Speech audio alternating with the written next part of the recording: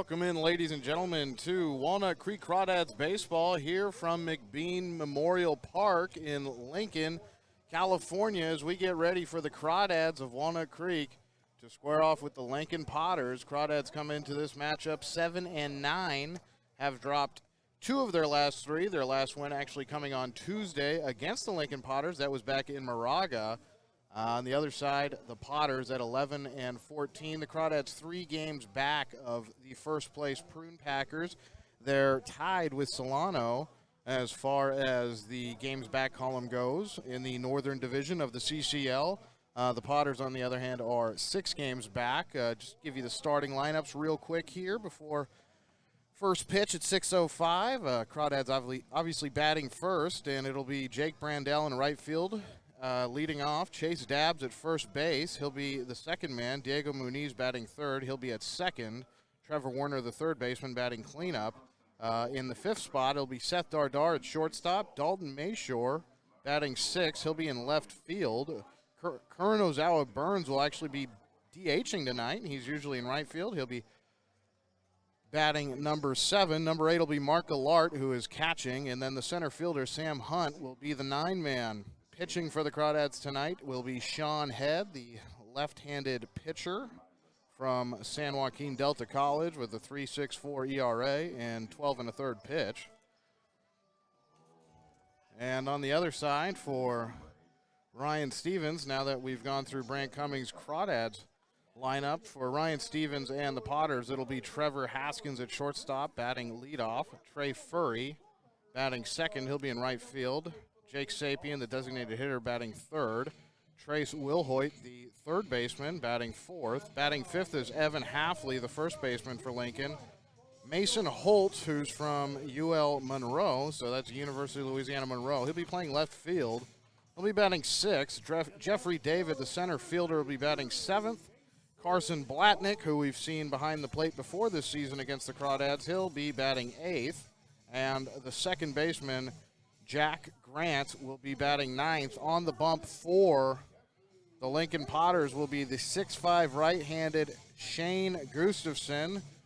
He is from UNR, University of Nevada, Reno, and he'll come into this game with a 4.32 ERA. He's 1-1 on the season, has appeared in 2 games, started 1. So this will be his 3rd appearance, and he has worked 8 1/3 innings with 9 strikeouts and 2 walks issued. So the Crawdads looking to snap a 2-game losing streak. They lost yesterday to the Solano Mudcats, and they were shellacked on Wednesday 11-1 at home in Moraga by the Northern Division leading Prune Packers. Just to give you an idea, the Prune Packers are 12-1 overall with a 7-1 Northern Division record. Crawdads 7-9 overall with a 3-3 Northern Division record. So those, said it before, but those games down south did not count for the divisional record for the Crawdads. But yesterday they fell 8-6 against the Solano Mudcats, and that was a game where the Crawdads tried to mount a comeback. They scored 4 runs between the 7th and 8th innings. However, they just could not find the offense early and often enough in the ballgame in order to really threaten the Solano Mudcats. I mean, there was that rally in the 8th inning where they were able to score 3 runs, but 6 hits, it's just not going to get it done. Crawdads are going to need to find some offense tonight, and you know, the good thing is Trevor Warner did have an RBI yesterday, and he hasn't been striking out as much as he was on the road trip, especially the last 3 games. So we'll see what he can get out of his bat. We'll see what Chase Dabbs can do. We'll see what Diego Muniz has. But before the first pitch here, the national anthem is about to be sung, so we'll bring that to you.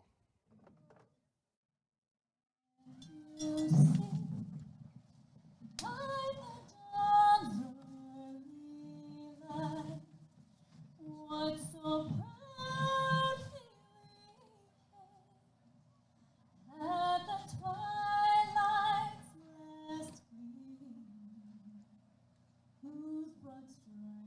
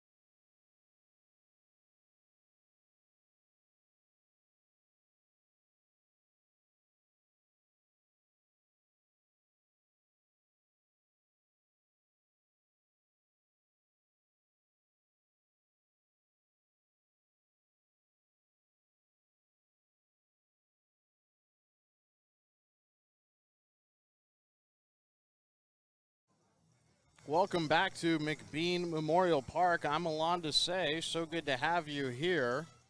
Bottom of the first inning, about to get started. Sean Head on the mound for the Crawdads. Lineup for the home team Potters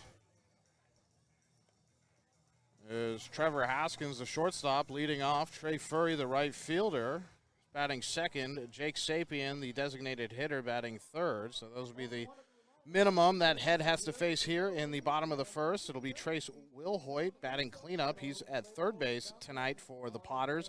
Evan Halfley at first, batting fifth. Mason Holt in left field, batting sixth. Center fielder Jeffrey David batting seventh. Batting eighth is the catcher, Carson Blatnick, and Jack Grant, the second baseman, is rounding out the Potter lineup. First pitch here to Haskins. Haskins takes from Head, and it is a called strike one. Good fastball there from Sean.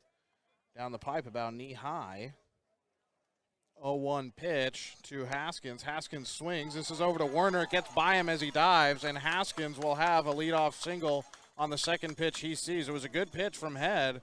Werner just couldn't get down. One of the interesting things about McBean Memorial Park is that it's a turf, so it's an artificial turf infield, and then when you get into the outfield where the dirt would usually stop and transition into the grass, that's real grass. So you have artificial turf in the infield and then real grass in the outfield. So kind of interesting dynamic here for the Crawdads to play on. They haven't played on turf yet this season.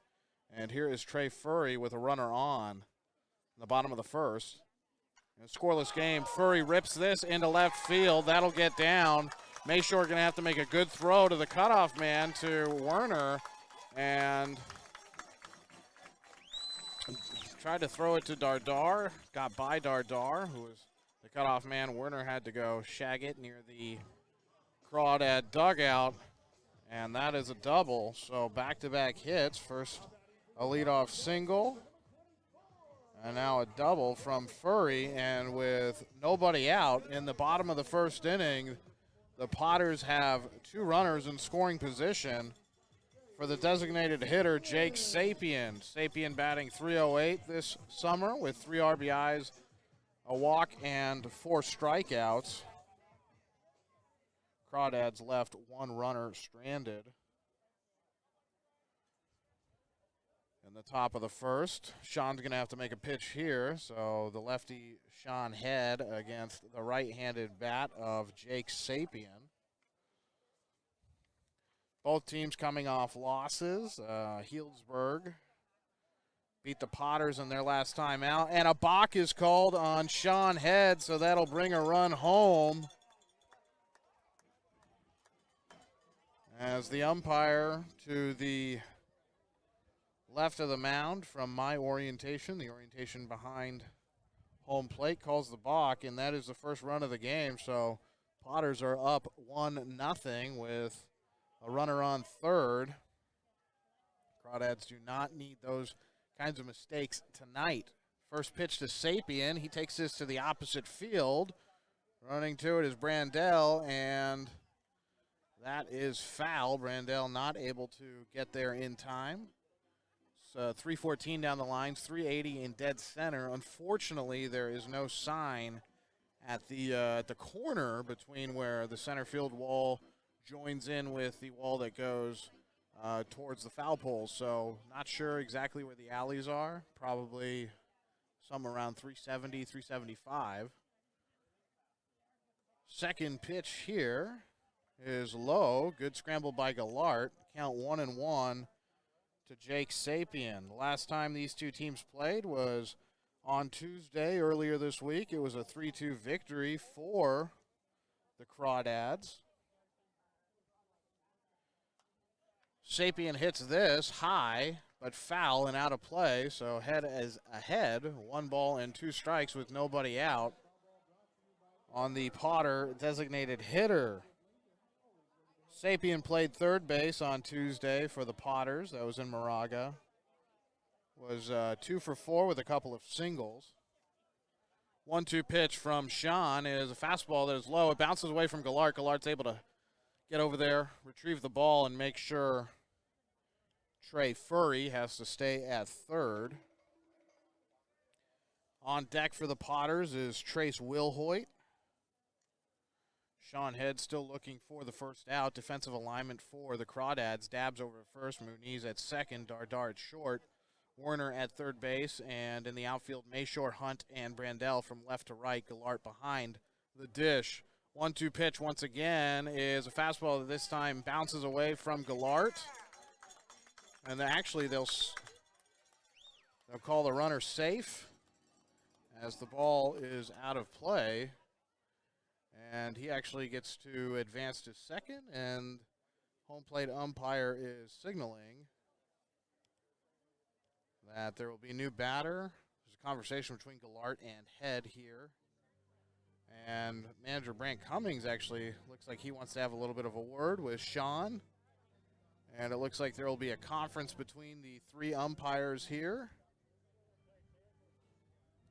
Now, Sean Head's last appearance. So they're still putting one run on the board. So they didn't call the other run safe officially yet. Get the word. What it looked like to me was the pitch got away from Mark and bounced over towards the Potter dugout. And then the runner came home. But instead, they're going to say that it hit Sapien. So it must have hit Sapien, and Furry decided to come home. That caused a little confusion as the home plate umpire did call him safe. From my vantage point, I couldn't see exactly where it hit him. It must have been, I do have some crowd in front of me, and I apologize for the camera angle. Not allowed to use our tripod here tonight as the booth is full. But still one run, runners on the corners after the hit by pitch of Trey Furry, or Jake Sapien, and here's Trace Wilhoit. First pitch to the righty Wilhoit from the lefty Head is fouled off to the right side. Out of play somewhere over near what looks to be some picnic tables past the first baseline grandstand. And Sean Head is out in front, 0-1 against Trace Wilhoit. Head sets and fires. This one, a good fastball on the outer half for strike two. Head is one pitch away from the first out in the bottom of the first. Potters do lead 1-0 off of a run that was ushered in by a balk that was called on Head. There were two runners in scoring position after a single and a double. 0-2 pitch to Wilhoit. Wilhoit swings, a bouncer over to Head. Head goes back to home plate with it. Gallart has it. They have the runner in a run down, and Werner is going to try to apply the tag. Pitches back to Head. Head now running down the runner. And Furry is tagged out between home and third. But two runners in scoring position as Furry was able to keep the rundown alive long enough. But the first out is recorded, so a good job there by Sean making a heads-up play. Trying to avoid saying head, ahead, head, heads up. But Sean Head was able to use his head there, make the right play going back to home to Gallart, take out the lead runner, make sure no run is scored. There was no chance for two. And here is Evan Halfley, who's playing first base tonight. He is batting below 200 this summer with 14 strikeouts, but there are two runners in scoring position with only one out. This pitch is flared into right field. Brandell after it. It falls fair. One run will come home, and the second run will also cross home plate. And the Potters are ahead 3-0 after the 2 RBI double from Evan Halfley.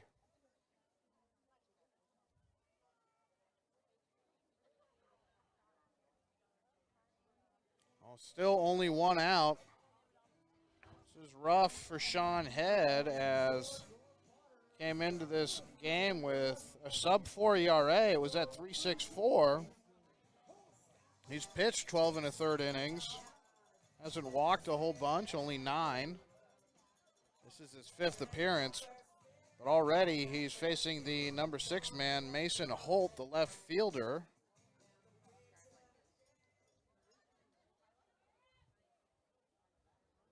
Holt, right-handed bat with Halfley leading off of second. First pitch to Holt, misses. And it hits Holt. It's the second batsman we've seen hit in the lead foot. And Zach Wallace is walking out, the pitching coach for the Crawdads, to have a chat with Sean Head. The Crawdads are in the hole early. That's what happened to them yesterday against Solano. They were down 3-0 after the first inning.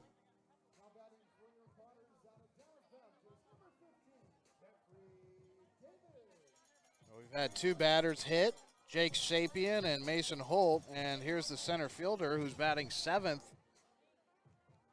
for the Potters. It's Jeffrey David. Batting an even 500. It was only played in 1 game.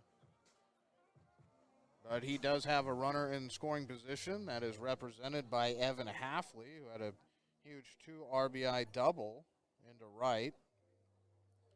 Just landed fair in front of Jake Brandell, who is very much like Jeffrey David, new to the CCL, just getting here this past week. Sean is going to have to make some good pitches here. And Gallart, who has been wonderful behind the plate, is going to have to help him out on anything low and inside. Pitch here from Head. It's a fastball that misses inside. Little raise of the arms there from Jeffrey David. Count 1-0 with 1 away. 3-0 Potters here in Lincoln at a wonderful ballpark. McBean Memorial Park. Head looks back to second and delivers. This is good for a strike. The count even at 1-1.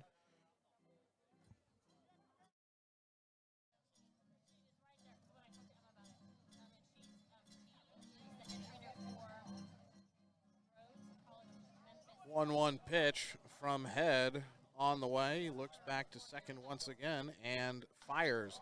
This pitch raked into left field, going back on his Mayshore. It's over the wall, and that is a 3-run home run for Jeffrey David.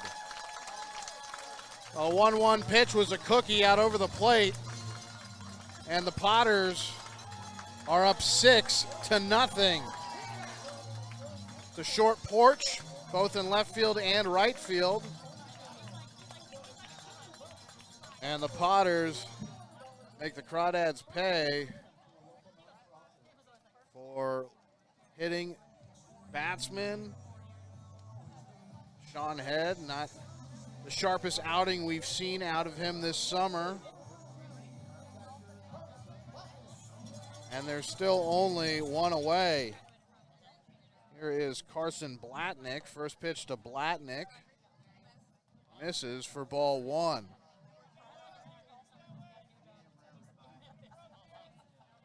Monster shot to left field. Second pitch to Blatnick. He fouls back into the netting.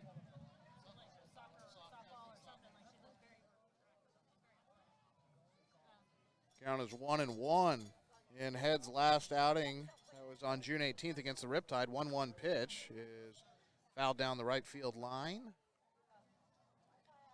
Pitched 3 innings.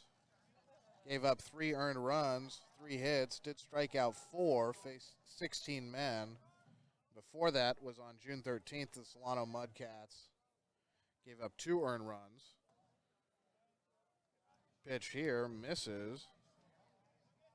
And the count is even 2-2. So that's the first we've seen of the breaking ball from Head. And the lefty's going to have to get that working. 2-2 pitch is a fastball, and the inner half swung through for strike 3. So that's the second out, but it didn't happen until the 8th batter in the lineup for the Potters. And the entire lineup will get a chance to bat at least once here as Jack Grant, the second baseman, right-handed batter, is at the plate. First pitch to Grant misses low.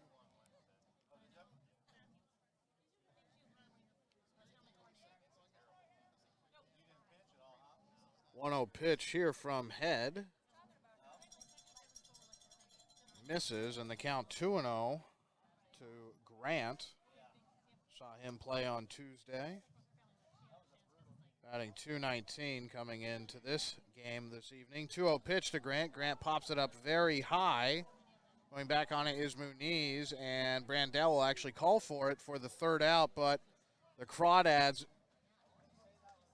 in a hole. There's no other way to put it. They are down 6-0 after the first inning of play. They do leave one on in the top of the first. The Potters, on the other hand, leave nobody on base as the bases were cleared with a home run, 3-run home run by Jeffrey David. The two big blasts were a two RBI double by Evan Halfley, and then a home run shot to left field. So at the end of the first inning, it is 6-0. Crawdads up to bat here in the top of the second, coming right up.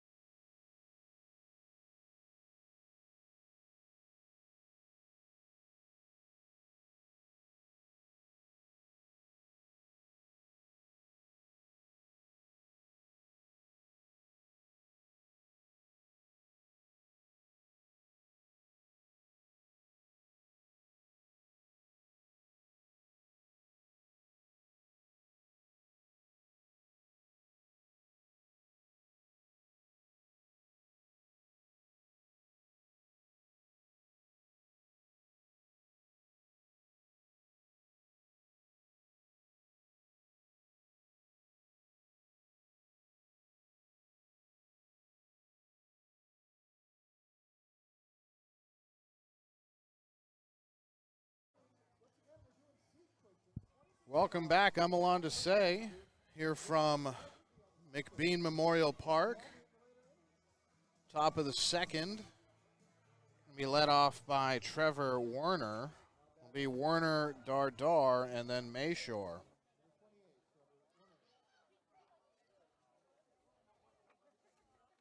First pitch to Werner is good pitch for strike one. Fastball from Gustafson. Looks like he's been able to locate it on both sides of the plate thus far. Still early, though, but scoreboard don't look early. 6-0 this ball. Chopped over to third. It is fair. Will Hoyt throws to first, but the throw is dropped by Halfley. Werner will reach on the E3. And actually, they're going to say foul ball. Thought the call was fair. Werner ran all the way to first base. And the count will actually be 0-2. It's interesting. Sometimes in the summer league, they kind of let the play go a lot longer than it should. I mean, it's got to be something needs to be addressed. Players can get hurt when it's a foul ball. 0-2 pitch to Werner. Werner takes. This misses the outside black to the righty Werner.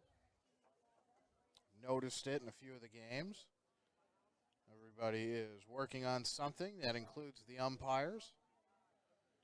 1-2 pitch here to Werner. Werner fouls this off his own leg. Count stays at 1-2. Werner batting .325. OPS is above 1. That's good. 50 plate appearances. Slugging at .575 with 10 RBIs and a homer. Does have a triple. 1-2 pitch to Werner. Werner hits this hard, but looks like this will hook foul, and it does. There's an awfully short left and right field here in Lincoln. Put it in perspective, it's about 335 down the lines. Nearly 340 almost. I put 335 down the lines at Louis Gisto. Full 20 feet shorter here. Pitch once again. is struck, this time to the opposite field in right, and that will land foul. That had double written all over it for Trevor. Count will stay 1-2, but you can see a powerful bat like Trevor Werner. I mean, even a ball that's not hit all that well is able to be driven down the lines here. I mean, this very much is an old school park, a bandbox, if you will. I mean, reminiscent of places like Shibe Park about 100 years ago. 1-2 pitch to Werner. Werner fouls this high and out of play. The Potters have been around since the 1940s, so they've played here their entire history. And 1-2 once again to Trevor Werner. Werner swings and misses on a good low fastball. And he is the first out of the top of the second. First strikeout of the night for Shane Gustafson. That'll bring on the shortstop, Seth Dardar. And Crawdads do have the bats to put up some runs here. Do have some guys who can pull the ball. First pitch to Dardar, misses, low and outside for ball one.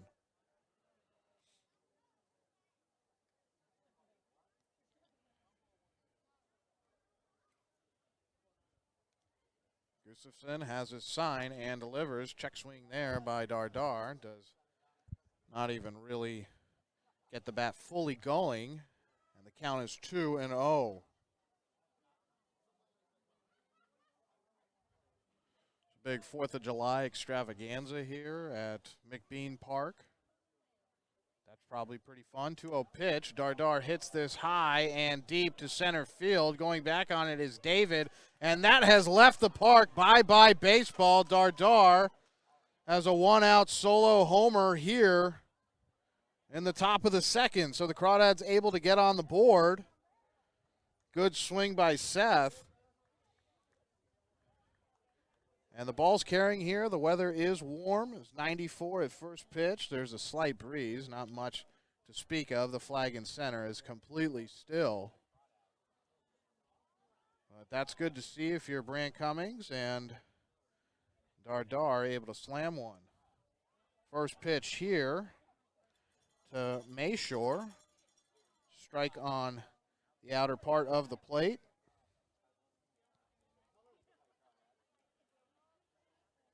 And he is down 0-1. 0-1 pitch to Mayshore. Mayshore chops this, but foul. Big bounce it takes. It's interesting, the bounces. Seen a chopped ball back in the top of the first. It was a double play that Diego Muniz hit into, and the bounce it took, because its infield turf, was very high. 0-2 pitch is hit to center field, but this not nearly as deep, and David calls for it. That is the second out.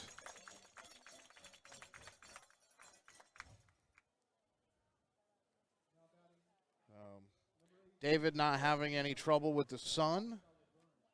It is pretty sunny out there, and we've seen some errors on some outfielders this summer, not only out of Crawdads at times, but a lot of the other teams. Saw a lot of it at Cal Lutheran.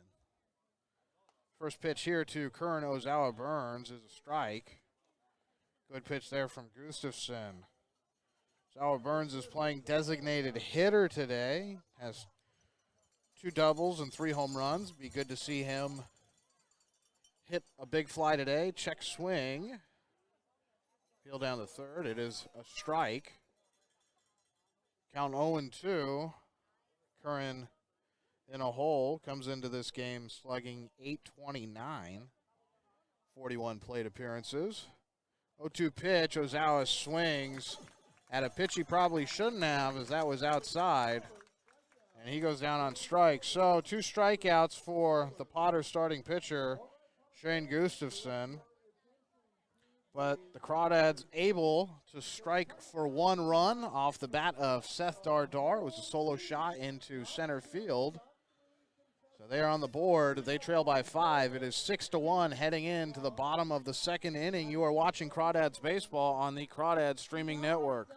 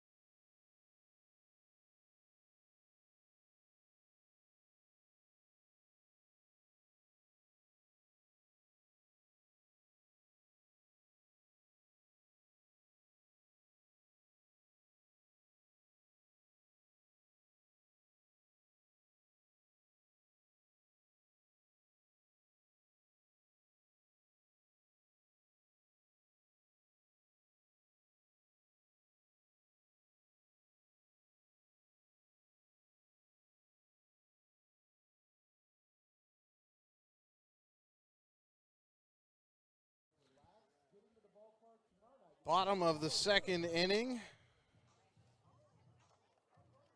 About to start, hopefully for the Crawdads.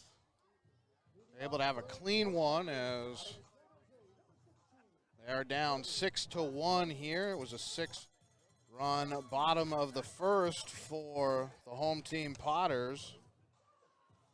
And here is the Potters leadoff hitter, Trevor Haskins. It'll be 1, 2, and 3. Potters sent all 9 men in the order to the plate in the first inning. Head was able to get the 9-hitter out, though, so not able to send Haskins twice. First pitch to Haskins.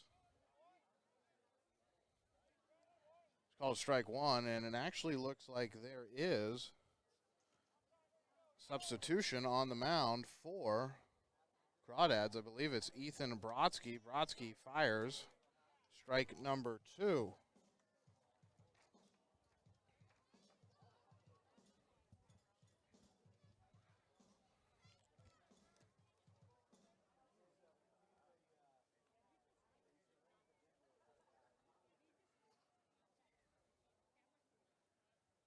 One pitch to Haskins.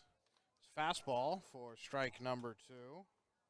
And actually, correction, that is actually Jackson Hewlett. It's tough to tell from here, but I could see the mustache, so I assumed it was Brodsky. Both are right-handed, right around 6 foot. So the day is over for the starter for the Crawdads, Sean Head.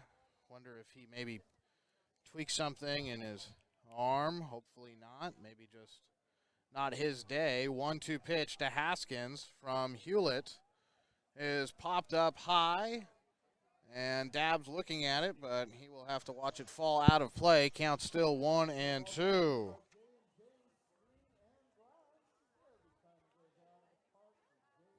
McBean Park was established in 1925. The stadium was set up right around the World War II days. Said the Potters have been around since 1941. 1-2 pitch here to Haskins. Misses outside. Count 2-2 to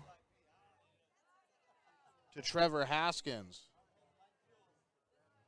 Jackson Hewlett has pitched a couple of innings this season, hasn't given up any runs. 2-2 pitch here to Haskins. Misses low.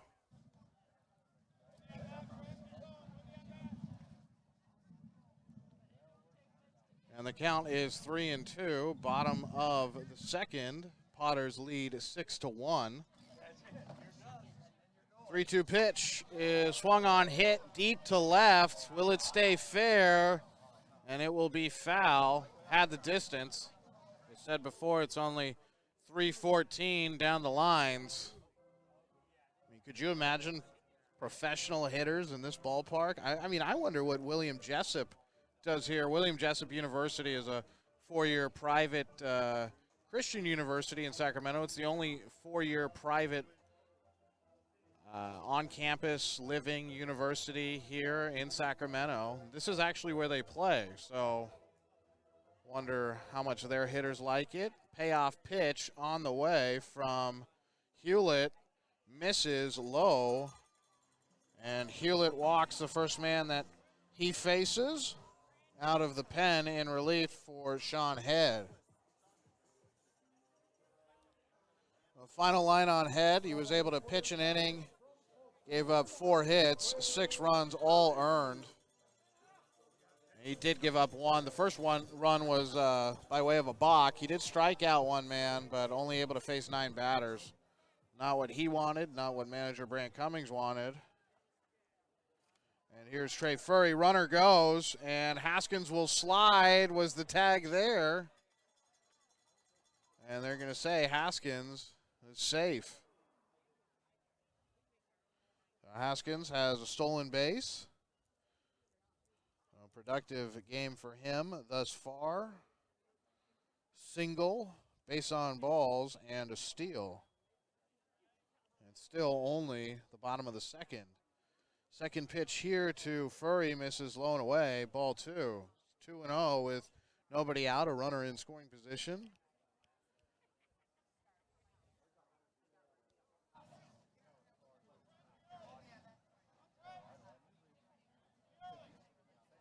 Jackson Hewlett looking for the first strike to Furry. Furry grounds this over to Werner. Werner takes a glance at second, then throws over to first for the first out in the bottom of the second.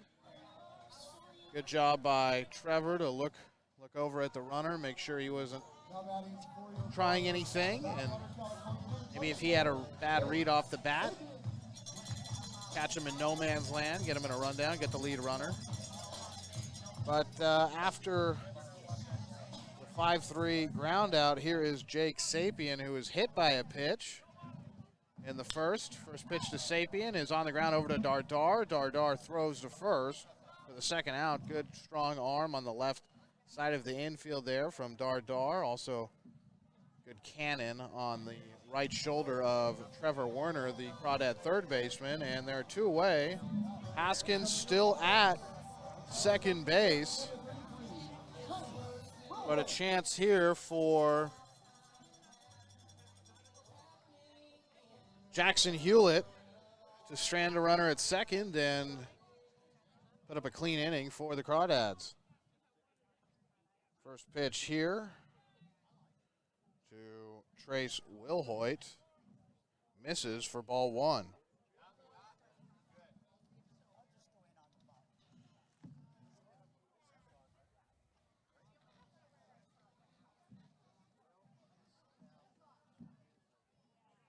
Wilhoit does have 20 RBIs this season. Second pitch is low and outside to the right-handed batter, Wilhoit. Count 2-0 with 2 outs. It was good for the Crawdads, able to put something up on the scoreboard in the top of the second. It was a solo home run by Seth Dardar, but the Potters exploded for 6 in the first. Pitch fouled on a line down the third base line. Count is 2-1 as Hewlett steps off the mound. Takes a little walk, stretches the legs, and is back on top. Ready to go. Has the sign from Gallart. 2-1 on the way. This is hit weakly on the ground. Werner going for the tag of the runner, Haskins, and he gets him. Interesting way to get the third out, but it is the third out all the same. So after 2, it is 6-1. Potters strand their first base runner of the evening on second base. And top of the third will be right here in just moments. You are watching Crawdads Baseball on the Crawdads Streaming Network.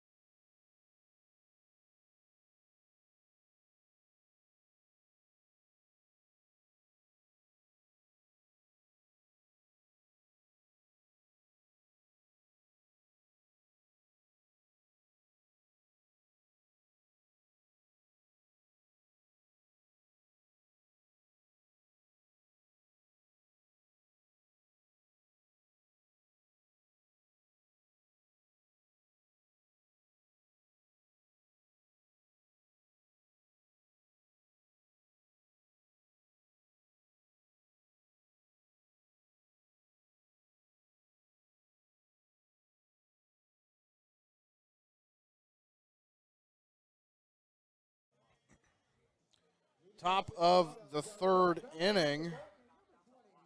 It'll be Mark Gallart, the catcher, then Sam Hunt, the 9-hitter, and tonight's leadoff hitter, Jake Brandell. So 8, 9, and 1. First pitch to Gallart, a strike.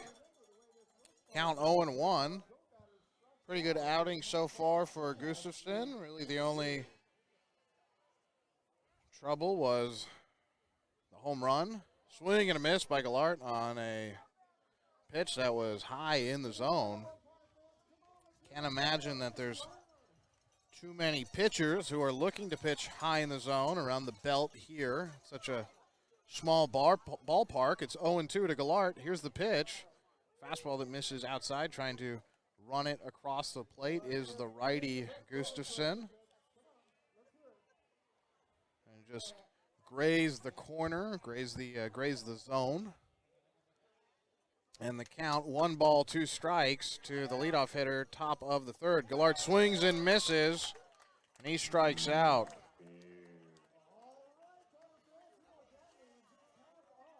That is the third punch-out of the game for Shane Gustafson. He's doing really well for Lincoln. And here comes Sam Hunt for his first at-bat of the night.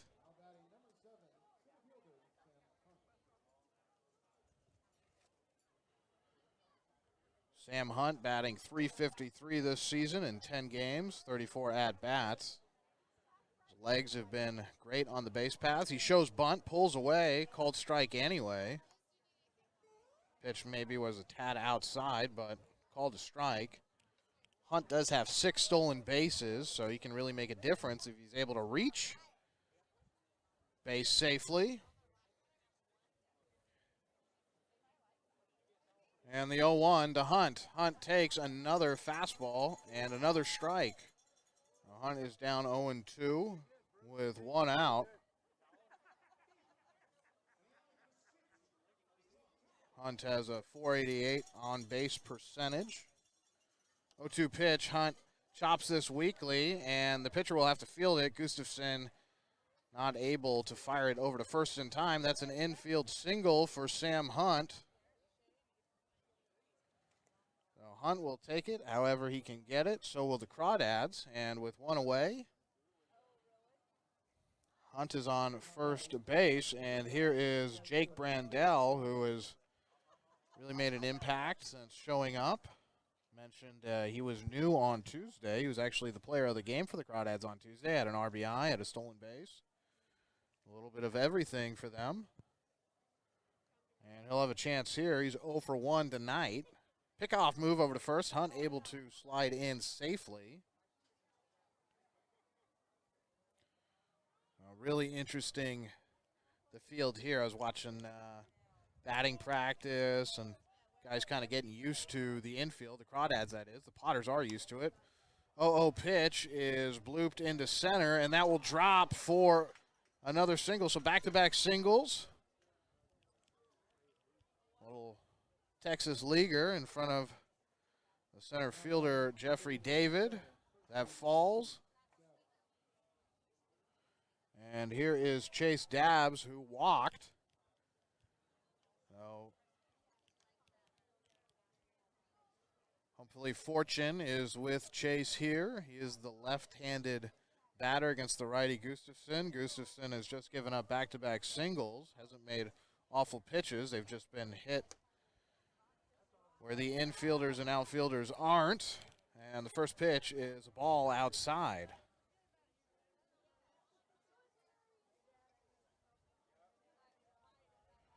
And Dabbs ahead, 1-0. Love the versatility of a guy like Dabbs.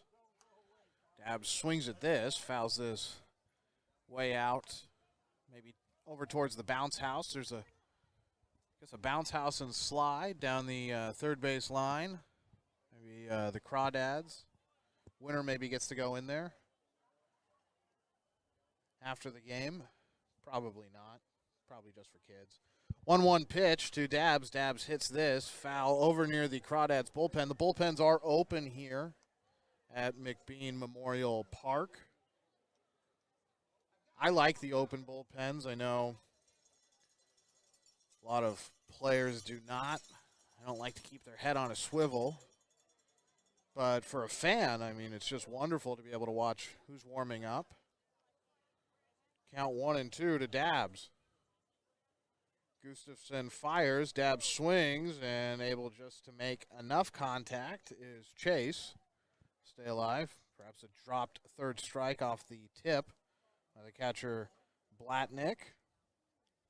But Dabbs has been able to pitch, been able to play some first base. I always like seeing players at this level who can play both offense with a bat. Runner goes from second. Sam Hunt will slide in feet first, and he is out.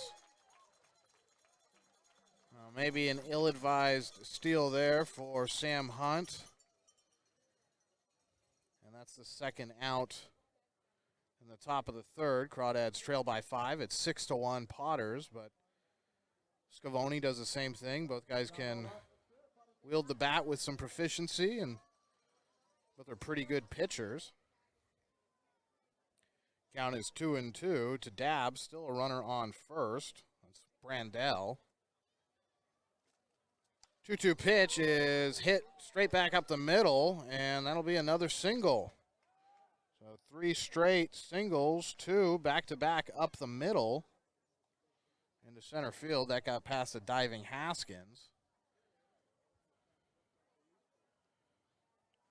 And you wonder, with the speedy Hunt on second, if he had not attempted a steal of third, could he have made it around the third base bag and come on home? I think he could have.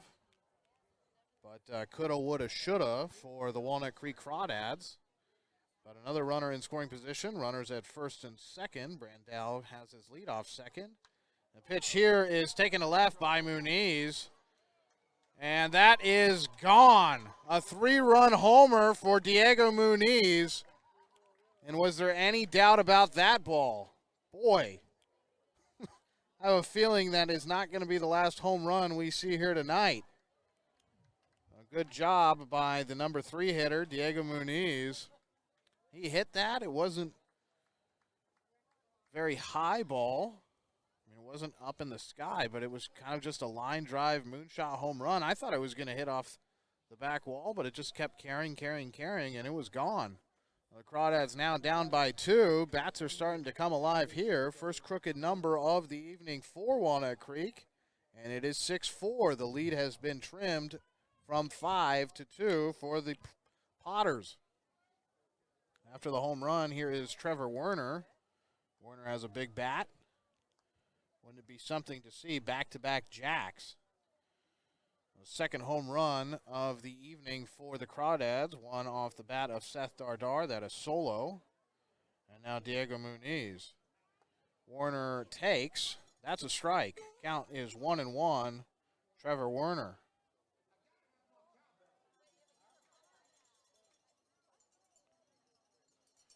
Home run to center. A home run to left. Who's going to go opposite field?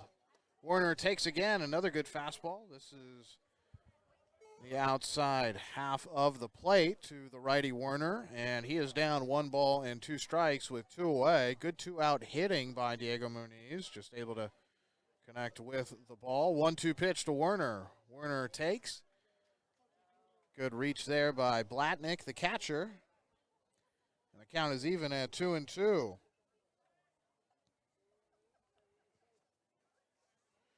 I believe that is Diego Muniz's first home run of the season, and yes, it is. That's a big one. This is divisional play, so the Crawdads love it. 2-2 pitch to Werner. Werner swings and fouls this over near the Crawdad dugout.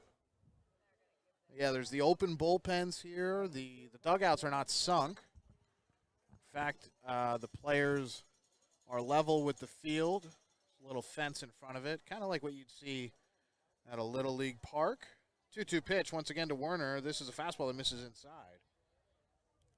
We've seen a lot of fastballs from Gustafson. Haven't seen too much of the off-speed stuff. There is no velo gun here in the park, at least that is displayed on the scoreboard. Just left of the batter's eye in center. Payoff pitch to Werner. Werner swings and misses. He goes down swinging for the second time tonight to Gustafson, but the Crawdads able to score 3 and get a little bit closer. It is now 6-4 thanks to Diego Muniz. Potters lead by 2. You are watching Crawdads Baseball on the Crawdads streaming network.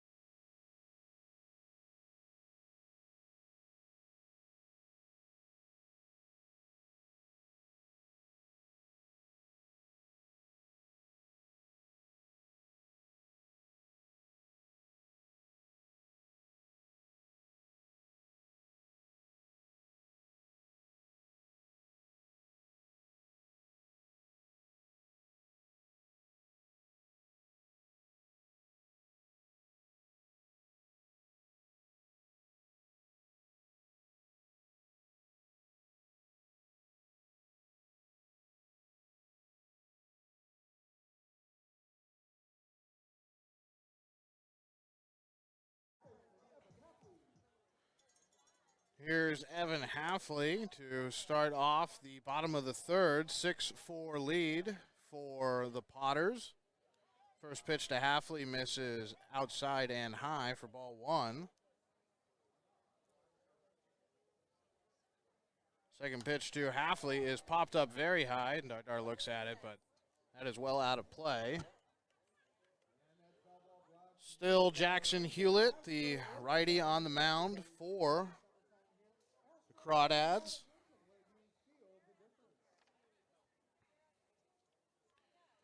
Hewlett over at St. Mary's is the 6-foot senior from La Mesa. Swing and a miss there by Halfley on a pitch low. Good stuff from Hewlett, and he's ahead 1 ball, 2 strikes on Evan Halfley, who's over at first tonight for the Potters. Halfley had a 2 RBI double in the first. Halfley hits this very high. Dardar looking at it. Dardar backpedaling, and Mayshore will have it for the first out in the bottom of the 3rd. Looked a little dicey there for a second.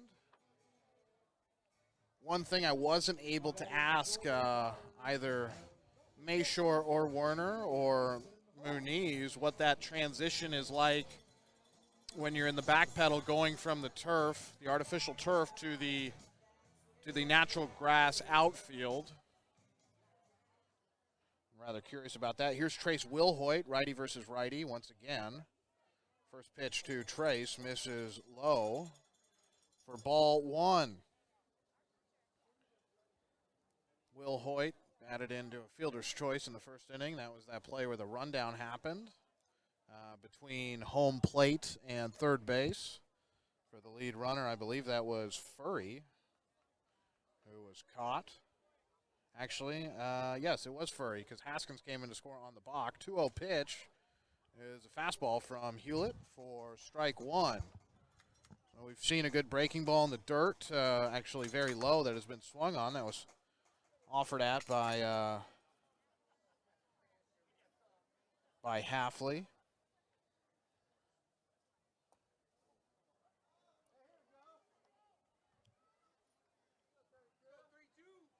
And it's a 2-1 count to Mason Holt.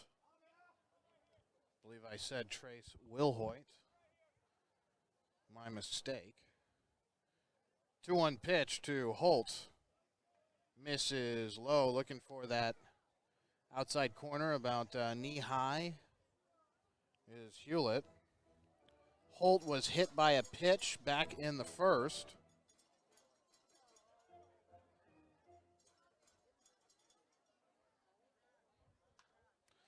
And Holt hits this on the ground up the middle.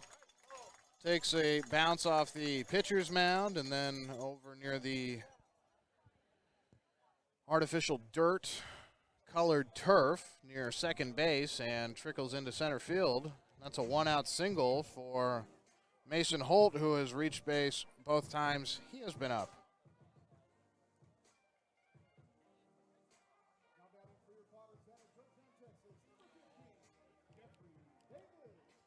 Here is Jeffrey David, who went deep in the first with a 3-run home run. First pitch to the righty David. Misses inside. David has to kind of hop out of the way.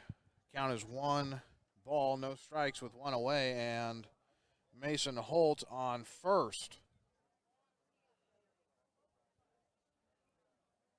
Second pitch to David, misses high for ball 2.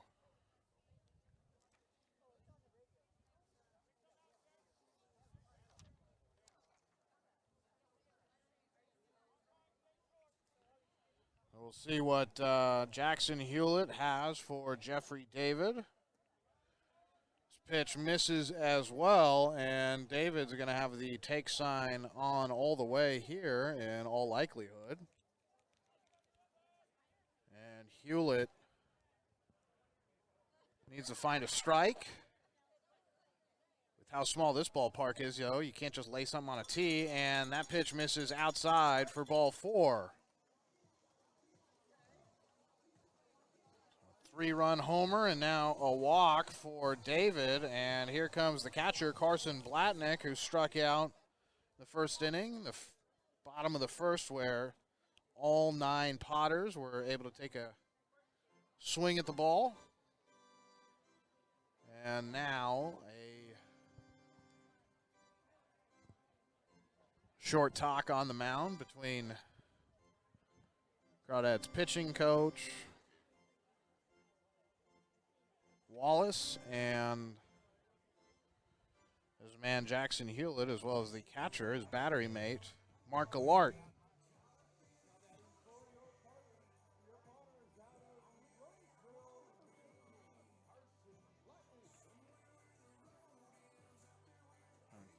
Jeffrey David still batting.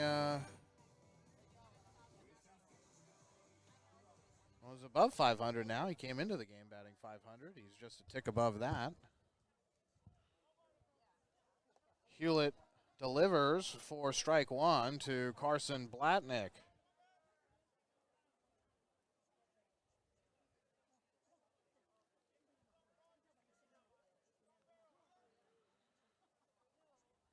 Hewlett still has the double play as an option for him if he can induce a ground ball. Second pitch misses low, below the knees for ball one. 1 ball, 1 strike, 1 out. Bottom of the third inning. 2 runners on base for the Potters.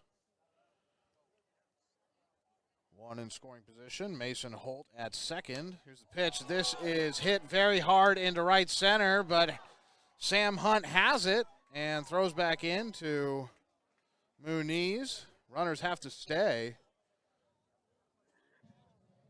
It's really interesting here at McBean. The fans just about go crazy every time the ball is hit hard in the air because they know how small this yard is.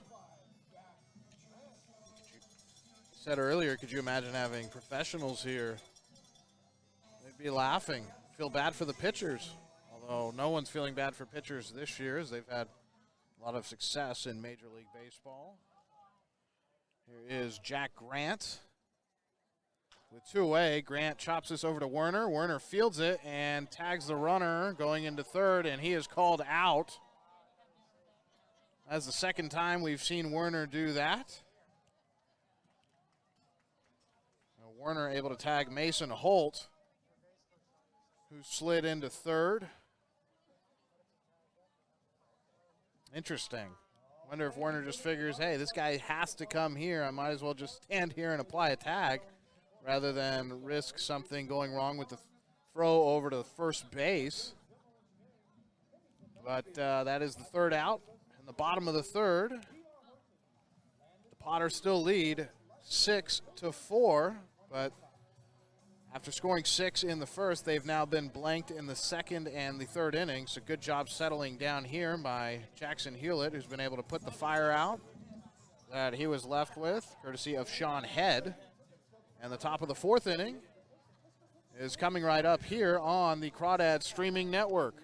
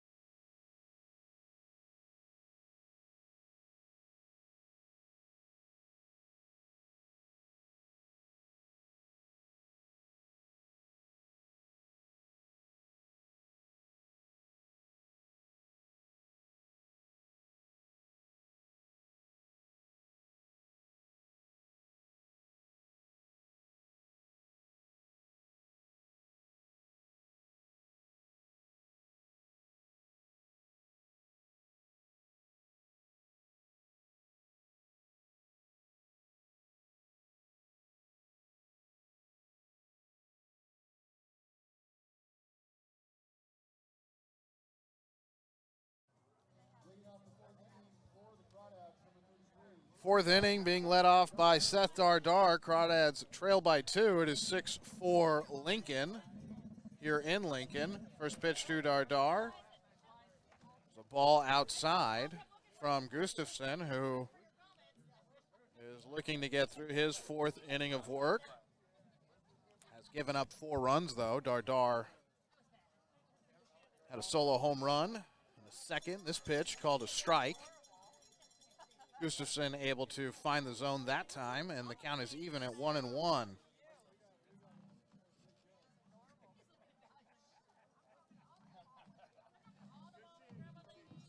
Swing and a miss there from Seth. The count is 1-2 to the Crawdads shortstop. We'll see what Shane Gustafson has here for Seth in a 1-2 count. 1-2 pitch is fouled away over to the left. That is past the grandstands here that are covered by a shade structure, which is pretty nice as it can get pretty hot up here near Sacramento. Lincoln just past Sacramento. 1-2 pitch is fouled off.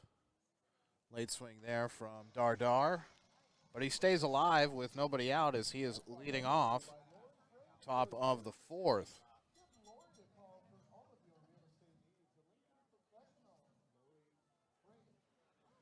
One-two pitch coming up to Dardar.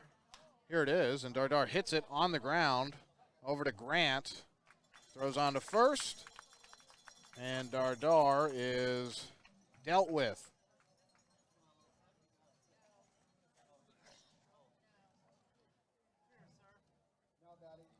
Here comes Dalton Mayshore, who flew out to center his first trip to the plate.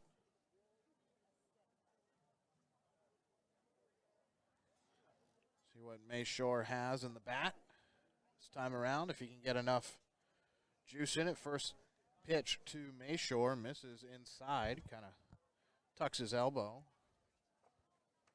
out of the path of the ball. Does Dalton. 1-0 pitch to Mayshore. This one a breaker that sweeps from the inner half to Dalton, the righty, out to the outer half of the plate.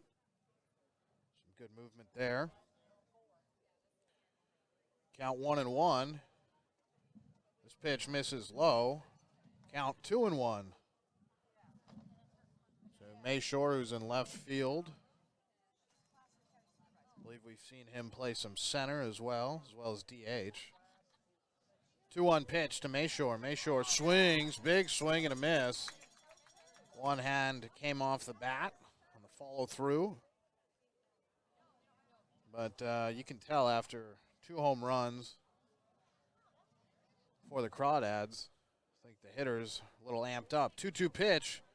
Mayshore does not swing. That was up around the letters. Count runs full, 3 balls, 2 strikes. To Dalton with Curran Ozawa Burns, Crawdads designated hitter, on deck. 3-2 pitch. Mayshore swings and misses. And he strikes out for the first time against Gustafson. It's Gustafson's 5th strikeout. And there are 2 outs with Ozawa Burns looking to do some damage. First pitch to Ozawa Burns, a swung on and miss. It just looks like he is not seeing it as well as he did earlier in the season. I mean, he hit a home run first game for the Crawdads against the West Coast Kings.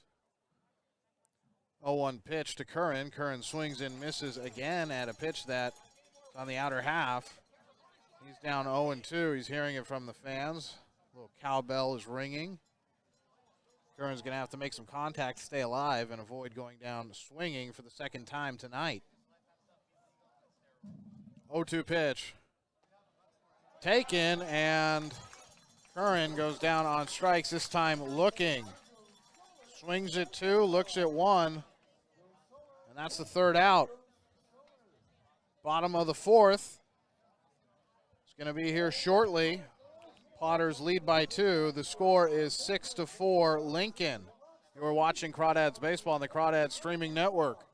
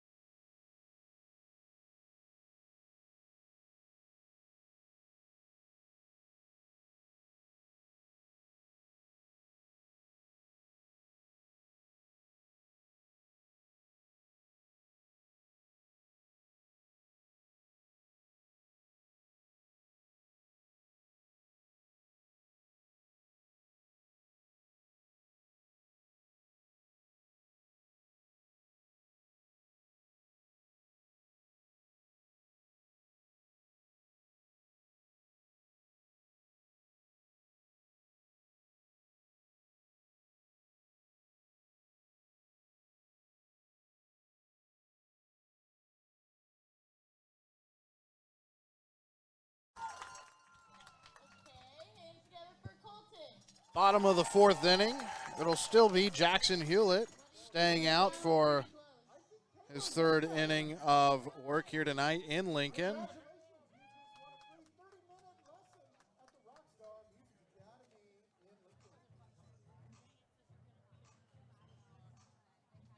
And for the Potters, it'll be the 1, 2, and 3 hitters.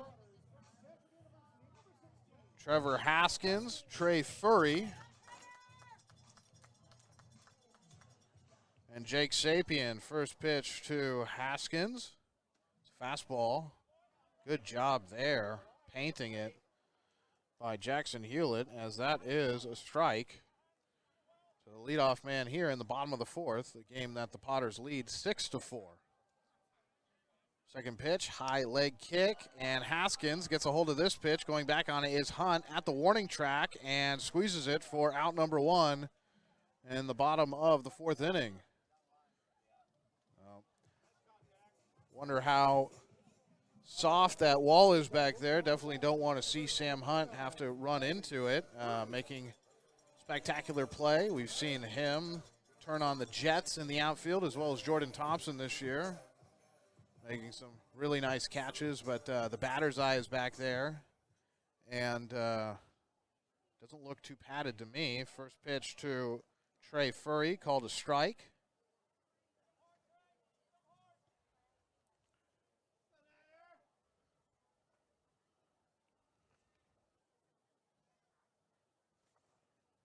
Second pitch to Furry, misses high.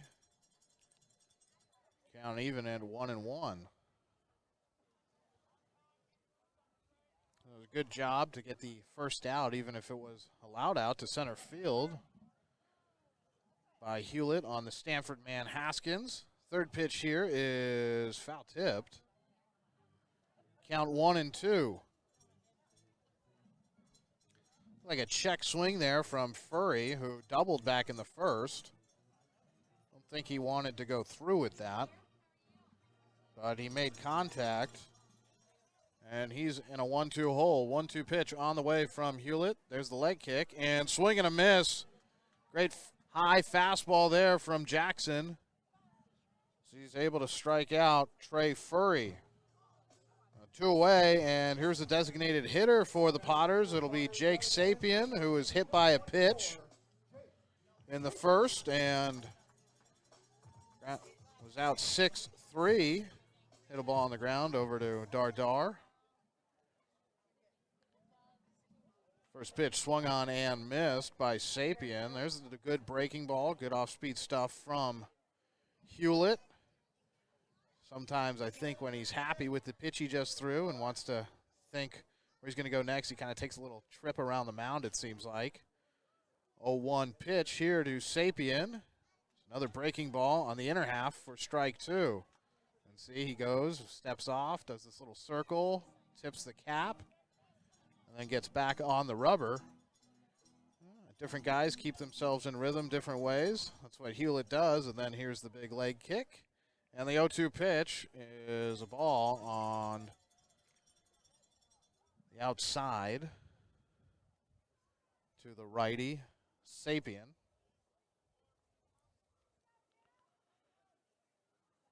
The count 1-2. Looking for the punch-out pitch is Hewlett. And this pitch is hit high and far into left field, and that will leave the ballpark. Now Sapien goes deep on a 1-2 pitch after some really good pitches being made by Jackson Hewlett. Some really good breaking balls. This one was the inner half, and the righty got into it and pulled it into left field, the short porch there. Seen that a couple times tonight.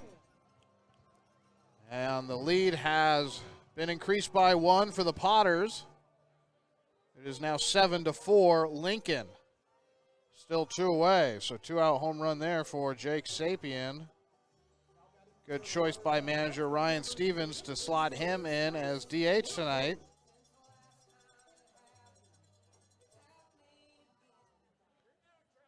And here's Trace Wilhoit. Head into a fielder's choice. First pitch to Wilhoit. Misses for ball 1. It's not reached base tonight. Check that. Going to try here, going opposite field, but it's caught by Brandell for the final out in the 4th inning.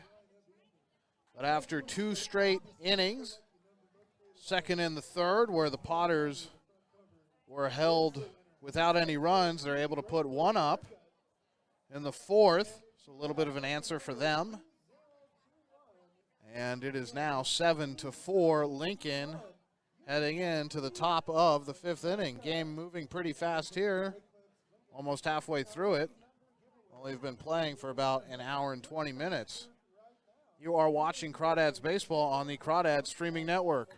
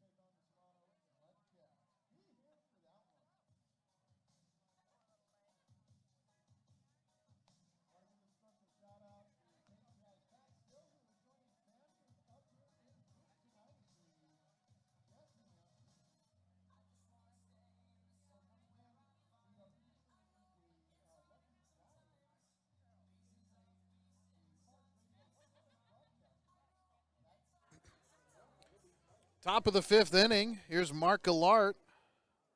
For the Crawdads, it'll be Gallart, Hunt, and then Brandell. Gustafson's still out there for the Potters. He's gone 4 innings this year. First pitch to Gallart is a good fastball for strike 1.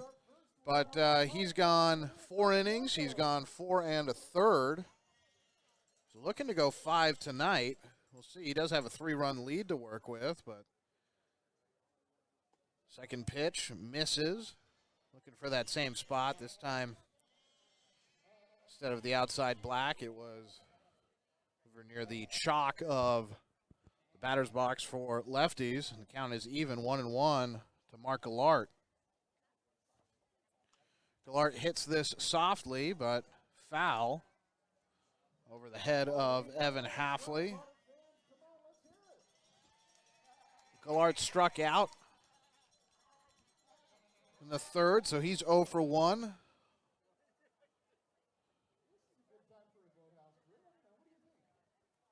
Came into this one with a home run, 5 RBIs. 1-2 pitch, misses high, and the count is 2-2. I don't know if anybody watching or listening was able to catch the College World Series game this afternoon between NC State and Vanderbilt. It was a 3-1 Vandy win. 2-2 pitch to Gallart. Gallart takes and goes down looking. Gustafson struck Ozawa Burns out looking to end the top of the 4th, and he starts the top of the 5th doing the same to Mark Gallart. But it was a 3-1 win for Vandy. But the interesting thing was NC State only had 13 players available because of COVID. And here is Sam Hunt. Hunt batting lefty, takes strike 1. I was talking to Foster Gifford about it, and he's one of the pitchers for the Crawdads. He was saying that there's going to be testing even next year. They're going to be COVID testing before all the games. This pitch, another strike, 0-2 to Sam Hunt, the 9-hitter who had an infield single, a little dribbler over the left side of the plate. Gustafson had to field it, could not fire it over to first in time. 1 away, nobody on for the Crawdads, trail by 3 in the top of the 5th.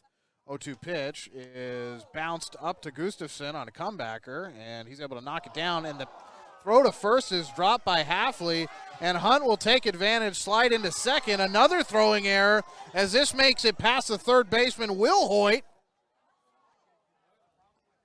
Hunt will stay at second. I don't know how Halfley dropped that over at first. It was tough play for Gustafson. I thought he had the hardest play to make. So the ball bounced up to him, and he was able to block it down and then pick it up, throw it over to Halfley, and Halfley couldn't put the squeeze on it.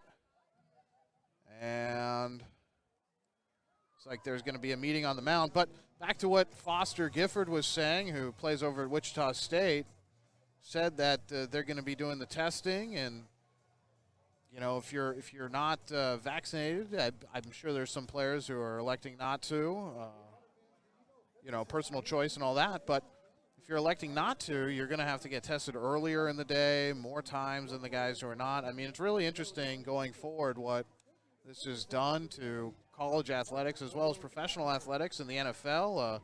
A lot of the players are taking the vaccine in order for them to avoid the prolonged contact tracing and, you know, being tested all the time.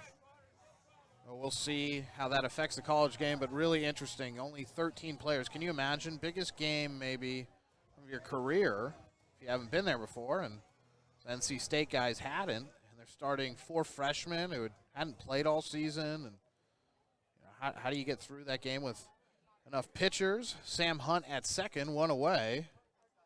And here's Jake Brandell. Brandell takes for ball 1. 7-4 ball game here. Top of the 5th inning. This is the farthest that Gustafson has made it this season, or ties his longest game, 4 1/3. Second pitch is a fastball called strike. Count 1-1.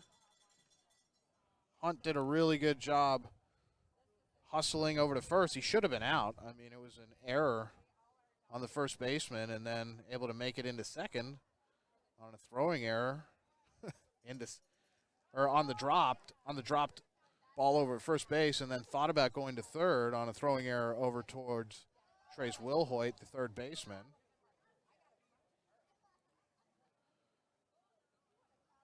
A good hustle by Sam.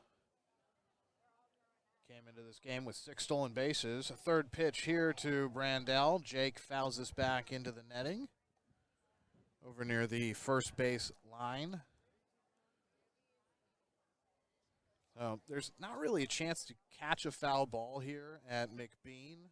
I mean, unless you're out on one of the hills way down the lines, because the entire grandstand is covered with a tarp.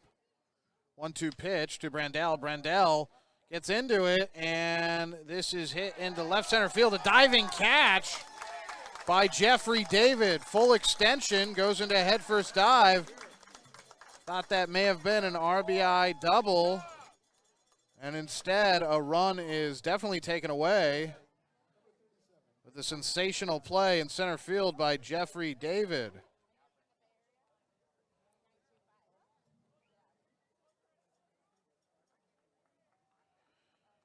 Brandell not able to get his second hit of the night. Here's Chase Dabbs, who has walked and singled up the middle. First pitch to Dabbs is a strike down the heart of the plate. Count 0-1 with 2 away. So the Crawdads have done damage with 2 outs tonight. 3-run homer by Diego Muniz was with 2 outs. Second pitch misses. We're looking for the corner on the outer half to the lefty Dabbs. Pitch was high, so maybe trying to go high and away there was Gustafson. And this is officially his longest outing now, as he has gone 4 2/3 innings here. Pitch around the knees called strike. Count 1 ball, 2 strikes with 2 outs. Sam Hunt still at second base. Can Gustafson get through 5? 1-2 pitch coming up. Here it is. Check swing. Appeal over to the umpire, says he does not go. Umpire who is behind the mound. We have 3 umps tonight here in McBean because this is a divisional game. Count is even at 2-2 to Chase Dabbs. Dab swings and misses on a fastball high. And the Crawdads leave Sam Hunt stranded on second after he reached first on drop ball by Halfley, E3, but Walnut Creek not able to capitalize. They're still down by 3. It is 7-4 Potters, bottom of the 5th. Coming up when we return. I'm Alon to say you are watching Crawdads Baseball on the Walnut Creek Crawdads streaming network.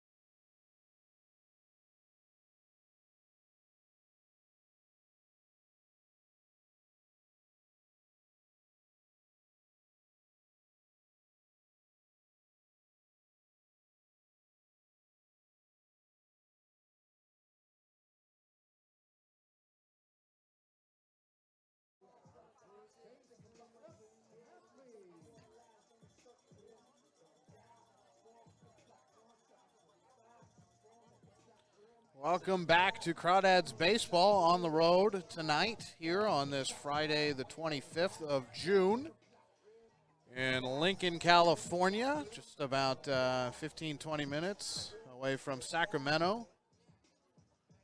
Take 680 north to get here today. We did. Got to drive a van. That was fun. Got to have a nice conversation with the 15 outstanding young ball players I chauffeured up here. We do it all if you work for the Crawdads. But looks like Jackson Hewlett will remain in the game. Once again, he came in to relieve Sean Head, who was only able to go 1 inning, gave up 6 runs. Since then, Hewlett's only given up 1 run. That's bottom of the first was really huge for Lincoln. And I guess there's some type of meeting happening over in front of the Crawdads dugout. It's supposed to be Evan Halfley to lead off the bottom of the 5th. It'll be Halfley, Mason Holt, and Jeffrey David, who made a sensational play in the outfield off a hard-hit ball that Jake Brandell hit.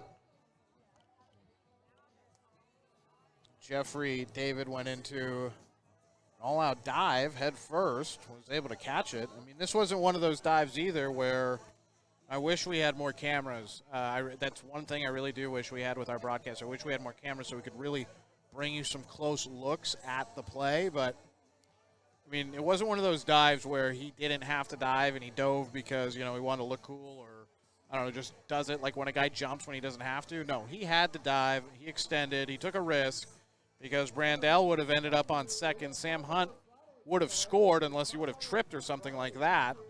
I don't think Sam Hunt, an athlete of his caliber, is going to trip running to home plate. But he took away a run, and he took away an RBI from Jake Brandell. Pretty impressive. Halfley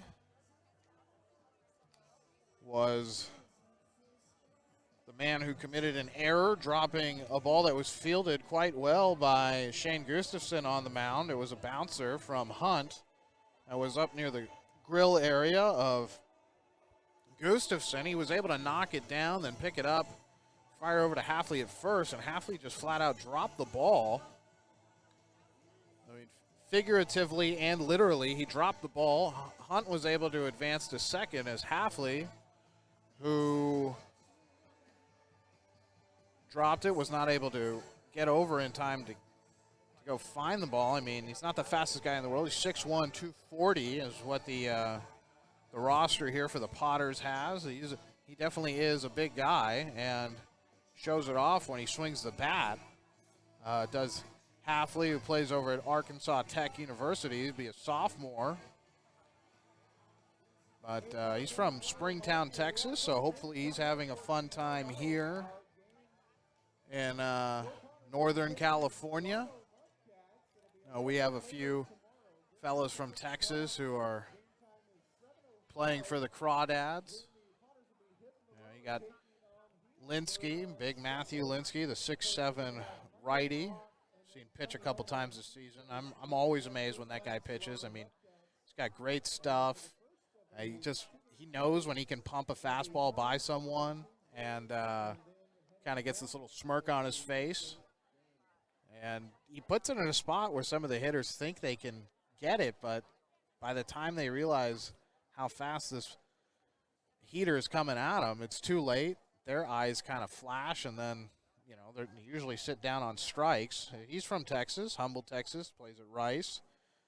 Micah Davis, also at Rice, Baytown, Texas. And then Daniel Garza, who's a road runner over at UTSA. He's from Houston.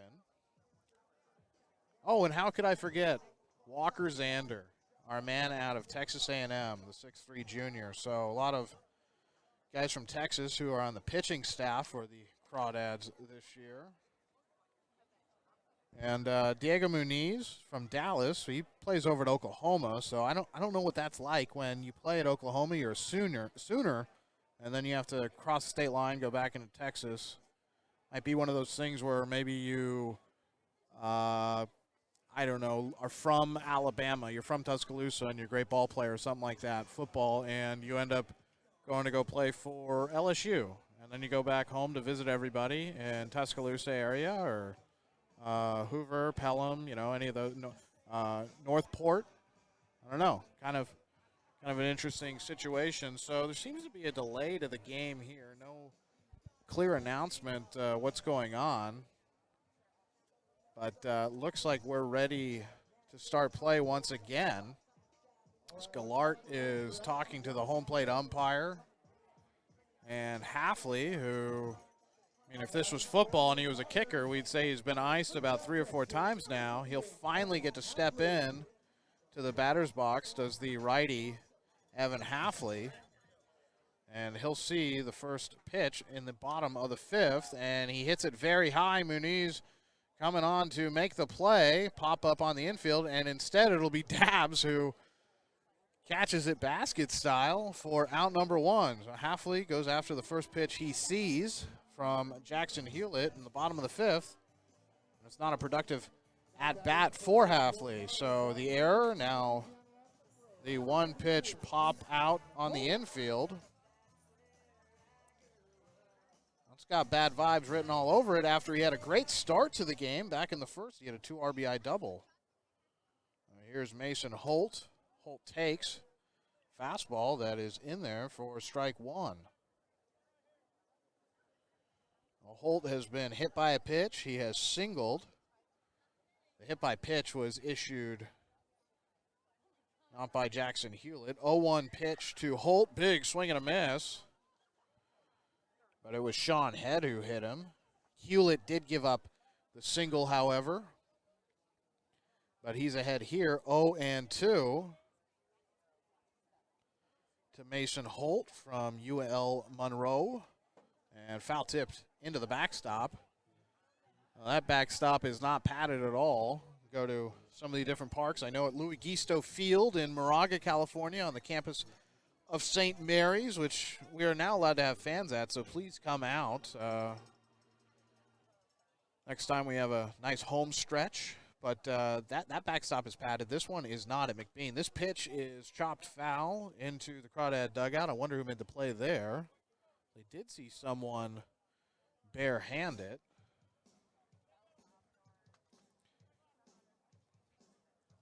The count is still 0-2. To the Potter left fielder. Here's the pitch, and Mason takes. for ball one. So able to lay off the pitch outside. And Hewlett looking to strike him out. 1-2 pitch from Jackson is swung on and missed, and he does strike him out. So Mason has been hit by a pitch. He has singled, and now he has K'd. Swinging to Jackson Hewlett, who has only given up a run so far in relief of Sean Head. I mean, that's good stuff. That's the kind of stuff where if he is able to keep going maybe 5-6 innings, doesn't give up a run, or maybe doesn't give up another run, only gives up the one or maybe even two. Player of the game type stuff. Ooh, ugly swing there from Jeffrey David. About came out of his shoes on a pitch low. Almost fell over, did the right-handed Jeffrey David. Give him a pass on that, though. He made such a great play in the outfield. Count is 0-1. 0-1 pitch to David. David swings and hits this softly, but it's fouled. Hit right in front of the plate, and then backspin took it off to the left. Gallart hustled after it, just showing that he's ready every single pitch, every single second. Is Mark.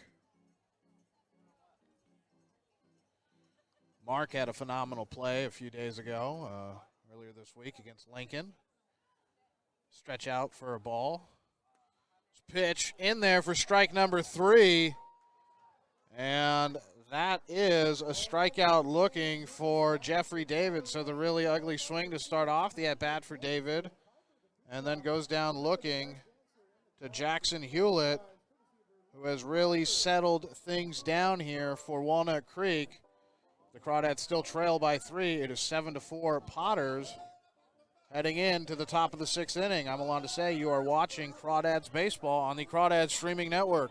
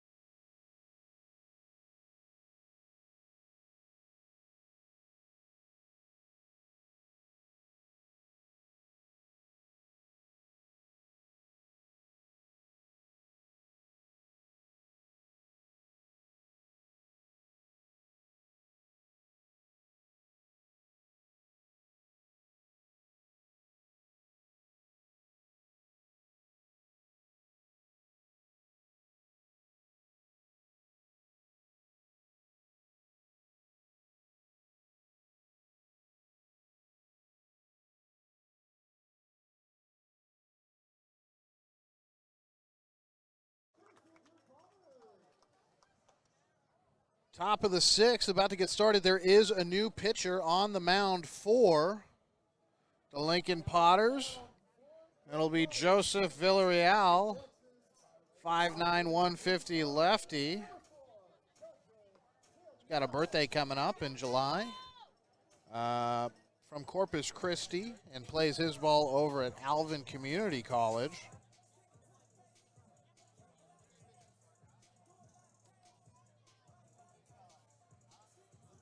We've seen Villarreal this season against the Crawdads.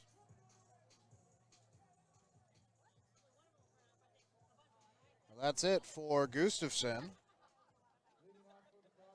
Gustafson was able to go 5 innings, his longest outing of the season, gave up 4 runs. First pitch here from Villarreal to Diego Muniz is called strike. Muniz, second pitch, swing and a miss on a good curveball. Nice 12-6 curveball there from Villarreal. And he is ahead 0-2 on Muniz, who took Gustafson deep for a 3-run bomb. Able to foul this away is Muniz, but loses hold of the bat. That's the second time we've seen Diego have that happen to him. I believe the other time was over in Pasadena against Arroyo Seco at Jackie Robinson Field over by the Rose Bowl. Boy, that was a sight to see. That's really nice. I mean, the whole space is different parks and different fields for different sports, but then the Rose Bowl just overlooks all of it. 0-2 pitch to Diego. Here it is, and Muniz hits this high into left field, and that is going to leave the park as well. The second home run for Diego Muniz as he goes around with a solo shot this time, and the Crawdads down by 2 again. It is now 7-5. Muniz is having a hell of a day here in Lincoln, California.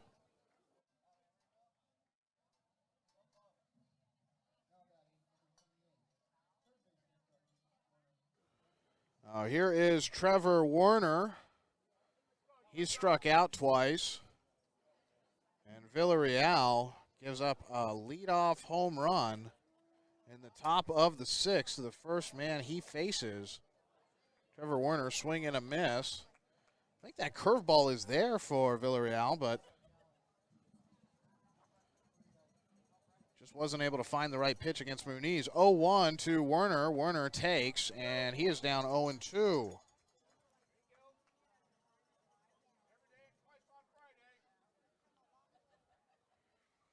Werner with 2 strikes on him. Here's the 2-strike pitch, and that misses. A little bit low, a little bit out. 1 ball, 2 strikes to the Crawdad third baseman, who has made some really heady tags against runners trying to get to third for final outs in innings. 1-2 pitch is in the dirt. Count is even at 2-2. Last time we saw Villarreal was actually on the 22nd, so that was on Tuesday. That was in that 3-2 victory that the Crawdads had. He was only able to get 1 out in that appearance. Only faced 2 guys, struck out 1 of them. 2-2 pitch, Werner takes, and he has worked himself into a full count. 3 balls, 2 strikes, nobody out after Muniz has hit his 2nd home run of the day, so you can put 4 RBIs next to his name so far. 3-run home run and now a solo home run. 3-2 pitch to Werner. Werner chops this high up the middle, and it looks like he will hustle into first. Safely he does, as Haskins was not able to receive the ball in time. That it bounces so high off of this infield turf, this infield artificial turf that they have here at McBean. And it gives a speedy runner like Trevor Werner, or an athlete maybe like Sam Hunt or Jordan Thompson. Ty Atkins, would love to see him fly around this infield on the base pass. He can do it all. But gives Werner a chance to get to first. And maybe on natural grass that ball would die out a bit. Here's Seth Dardar, and Werner is almost picked off, but the ball gets away from the first baseman, and Werner will dig into third base and then halt. Another error over at first on the pickoff move. That one, however, maybe wasn't on the 3 position. Perhaps could have been on Villarreal. See how that is scored. But after the leadoff home run to Muniz, and then the infield single by Werner, who now finds himself on third base, and Dardar up at the plate. Still hasn't seen a pitch here from Villarreal. The Crawdads are cooking.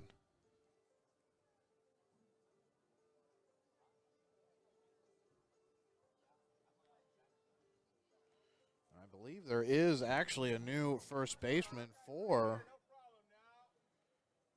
the Potters. I think it's Matt Velker, number 14. Get a confirmation on that in just a second. And here's the first pitch to Dardar. Dardar chops this on the ground over to Grant. Grant throws to first, but Werner will come home to score. And it is now a one-run ball game. 7-6 Potters. Their lead has all but evaporated here in the top of the 6th inning. A productive out by Seth Dardar. Grounds over to the right side. No play at home plate to be made. And here's Dalton Mayshore. 0 for 2. Mayshore chops this very high over to the third baseman, Will Hoyt, who fires the first, and another ball gets by another first baseman. So we've seen our fair share of missed picks and catches over at first base, and on what should have been an out, Mayshore finds himself on second base. So first Werner, now Mayshore. We've seen Sam Hunt, the same situation. I have to believe that part of this is, and this may be why Trevor was not throwing the ball over to first base. He doesn't want to bounce one on this very hard infield turf. Oh, the runner in scoring position and one away. Here's Curran Ozawa Burns. Crawdads trail 7-6. First pitch to Curran is hit high but foul down the right field line and out of play. That'll probably end up in someone's front yard or backyard. So McBean Park is in a residential area. And when I say residential, I mean, I know St. Mary's is in a residential area, but that's on top of a hill, kind of separated from everything. This really is in the middle of a neighborhood. 0-1 pitch to Curran. Curran hits this very high, very hard, very deep. Going back on it is the center fielder who will have it. Jeffrey David makes the play at the warning track, but Mayshore able to advance. So a good read off the bat there for Jeffrey David as he's able to take away the home run bid from Ozawa Burns, who hasn't hit one since a few weeks ago. Still stuck on 3. But with 2 outs, Crawdads do have Dalton Mayshore on third base and Mark Gallart at the plate. First pitch to Gallart misses outside. Fastball from Villarreal.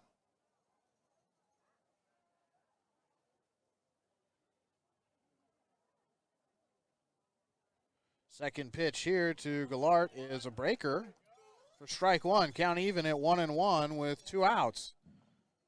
To the Crawdad catcher, who has struck out once swinging and looking this evening. 1-1 pitch to Mark. Gallart takes, and that's strike number 2. Gallart trying to avoid the hat trick here, as well as, more importantly, trying to score Dalton Mayshore over on third, and he goes down swinging. The third strikeout for Mark Gallart tonight. And the Crawdads are able to score 2. Solo home run by Diego Muniz, and then a run knocked in by Seth Dardar. Trevor Werner coming around to score. And they narrow the lead to just 1 for the Potters, who are still in front 7-6 here in Lincoln, California, but a real fun-filled offensive showcase here in Lincoln, California. You are watching Crawdads Baseball on the Crawdads streaming network. Bottom of the 6th coming right up.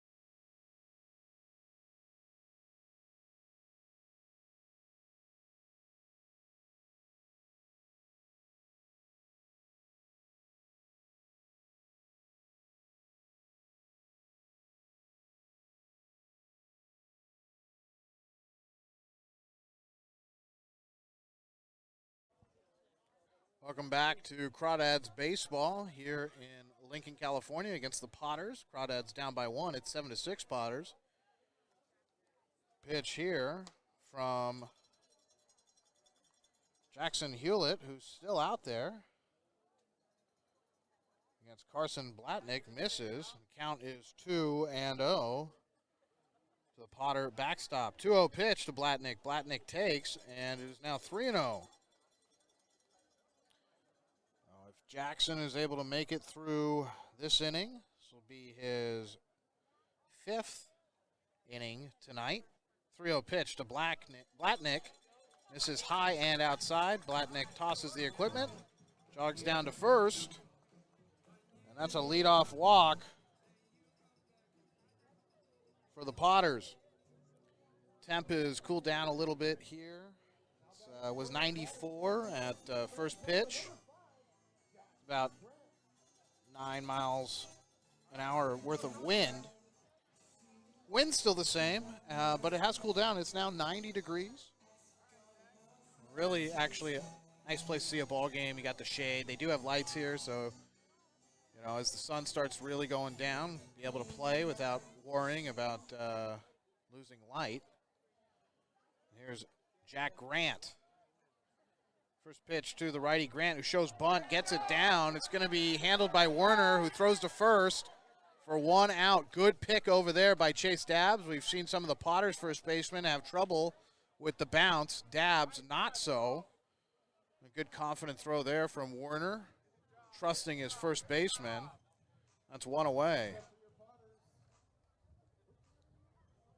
The runner is able to advance, so Carson Blatnick now at second base. And it looks like that may be it, or close to it, for Jackson Hewlett, as manager Brant Cummings is having a conversation with both Gallart and Jackson. It's a really good throw there from Werner.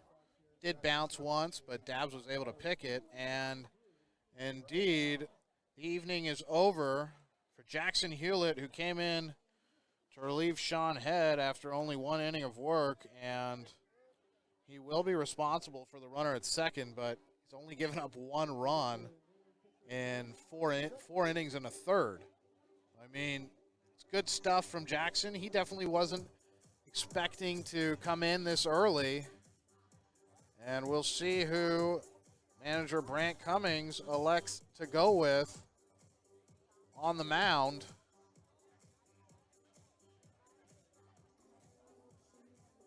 It'll be a righty.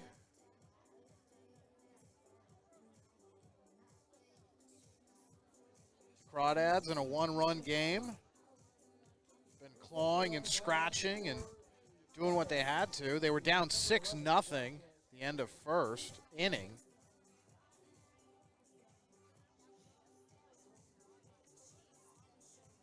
So,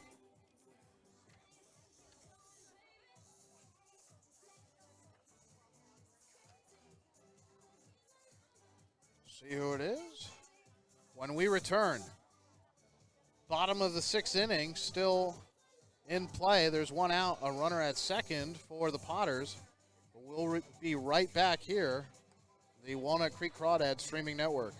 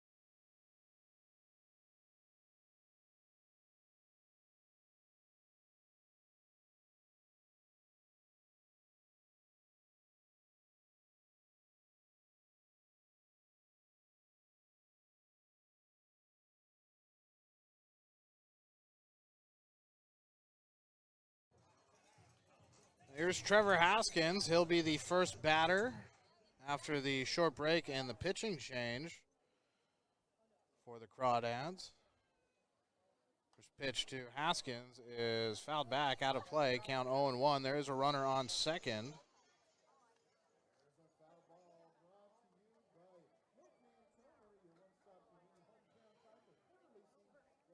And the new pitcher is Sanders for the Crawdads. Sanders, a righty.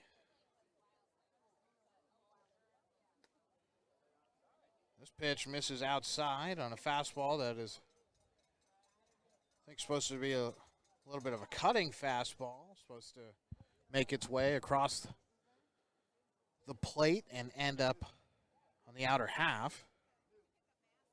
1-1 pitch here to Haskins. Is big swing and a miss by Haskins. Count is 1-2 with one out. Jackson Hewlett still responsible for the runner at second.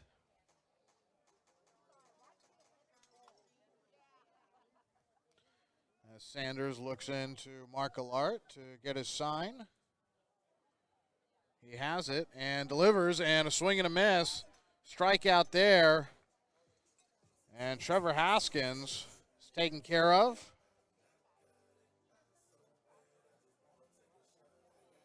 Oh, with two away and a runner on second, here comes Trey Furry.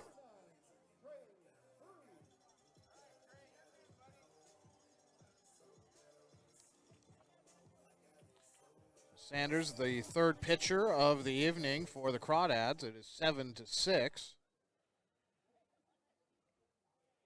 Pitch to Furry is hit foul over near the parking lot.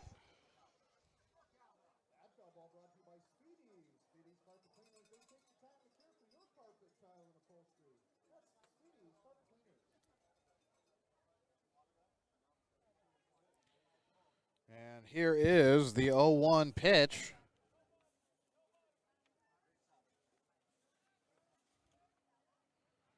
To Furry. Furry takes outside, ball one. Count 1-1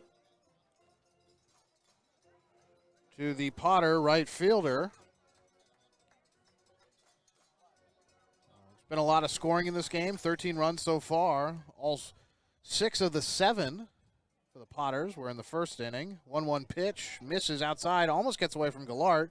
Is able to track it down. Count 2-1. Gallart really good at being active behind the plate.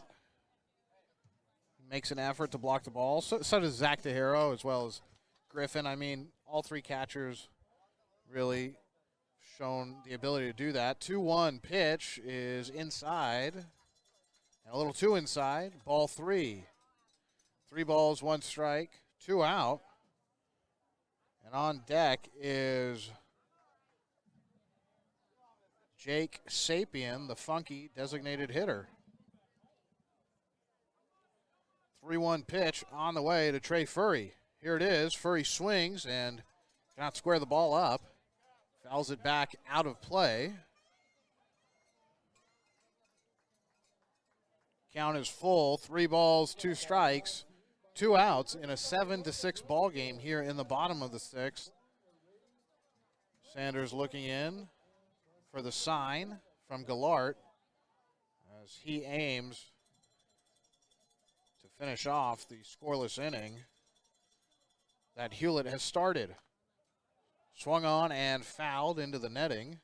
Count holds full, 3-2.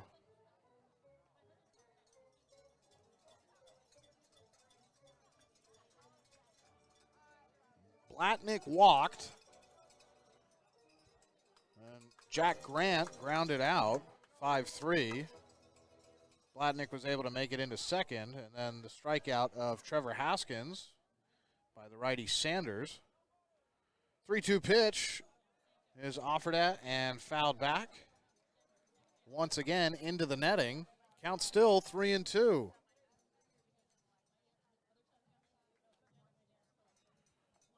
Josh Sanders plays his ball over at Texas Tech.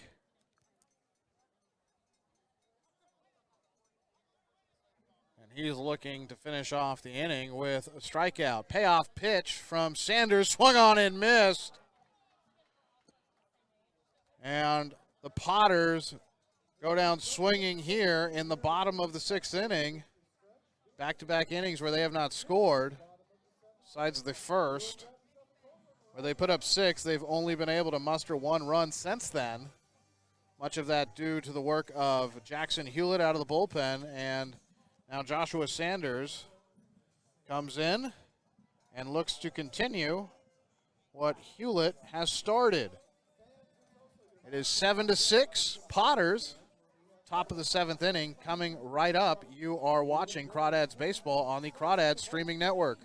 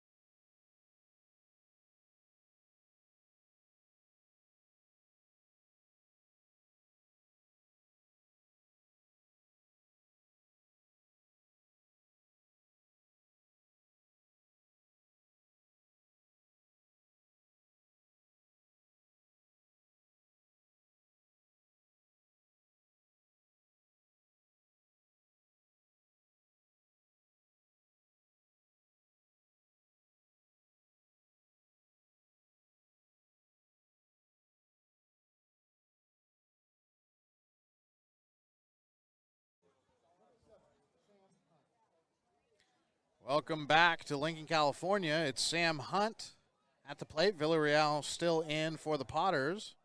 Misses high with the first pitch here in the top of the 7th. Count 1-0. 7-6 Potters here, but the Crawdads gotten themselves back into it after being down 6-0 early. This ball hit high over into left field, and Holt has it. And did he hold on to it all the way through the tumble? And it looks like he was not able to maintain control, so the count is 1-1. Made a great effort over there in the Crawdad bullpen. Hopefully he's all right. It's tough to run on that elevated ground over there in the bullpen. It is one reason that you don't see open bullpens a whole lot. I mean, I can only think of one professional stadium that has them. It's the Oakland Coliseum. 1-1 pitch here to the lefty Hunt, who swings and misses on a breaking ball low. Good pitch from Villarreal. So Joseph, a lefty, and Hunt, a left-handed batter. And Villarreal getting the best of him so far. 1-2 pitch to Sam. Sam swings and hits this over through the hole on the first base side. And he'll have a leadoff single. A Herculean effort over there by Matt Velker, who's at first base. He's taken over for Evan Halfley, but I think he'd probably have to be about 9 feet tall to dive out and reach that ball. A good piece of hitting for the 9-hitter. And here comes Jake Brandell. On deck is Chase Dabbs.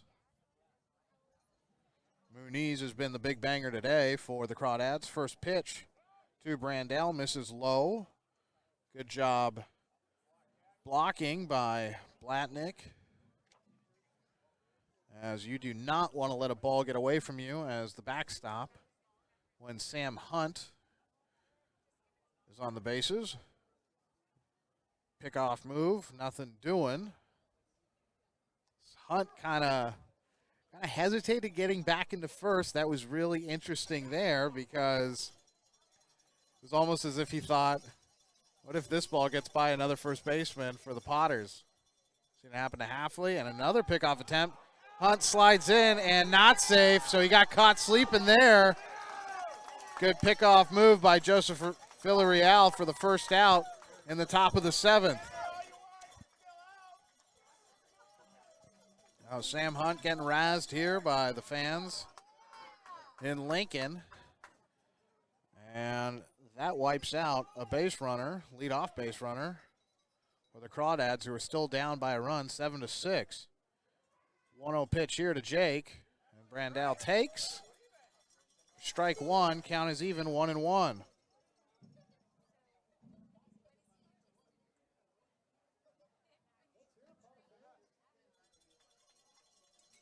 1-1 pitch to Brandell. Takes again, and it's 2-1 as this ball bounces in front of the catcher.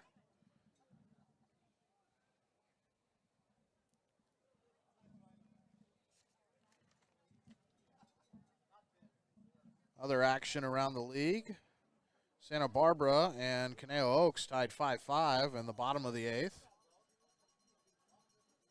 2-1 pitch here to Brandell. Brandell swings, connects. This is deep to center field. Going back on it is Jeffrey David, who will have it at the warning track. Oh, Brandell just got a little too under that ball for allowed out number 2. These have to be scary moments for the Potters, as they know the Crawdads can strike back in a hurry via the long ball. At least tonight they can.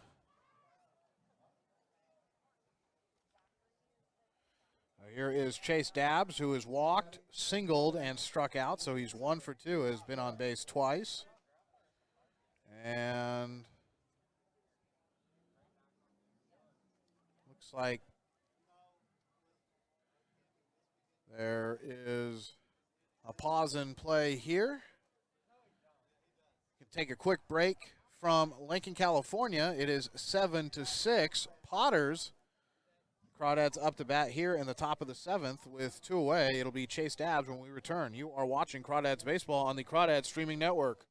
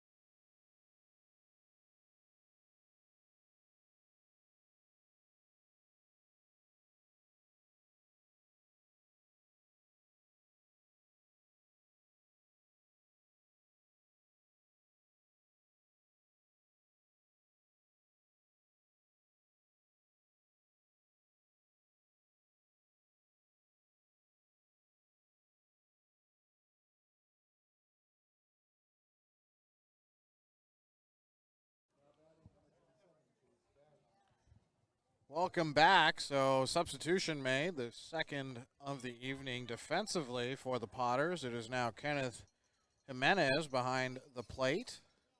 Check swing here by Dabbs, and say he went around for strike one. 2 outs. Dabbs, the lefty, at the plate against left-handed pitcher Villarreal. And here's the 0-1 pitch to Dabbs. Gets away from the new catcher, Kenneth Jimenez. Count is 1-1. The two subs have been now Jimenez, and before that, Velker. Over at first for Halfley. Both first basemen have had trouble. 1-1 pitch is bounced over to short. Haskins has it, flips to first, and Dabbs is retired.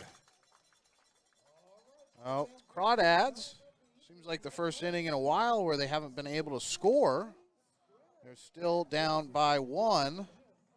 It is 7-6 here in Lincoln, California. And the Potters lead by a run. You are watching Crawdads Baseball on the Crawdads Streaming Network.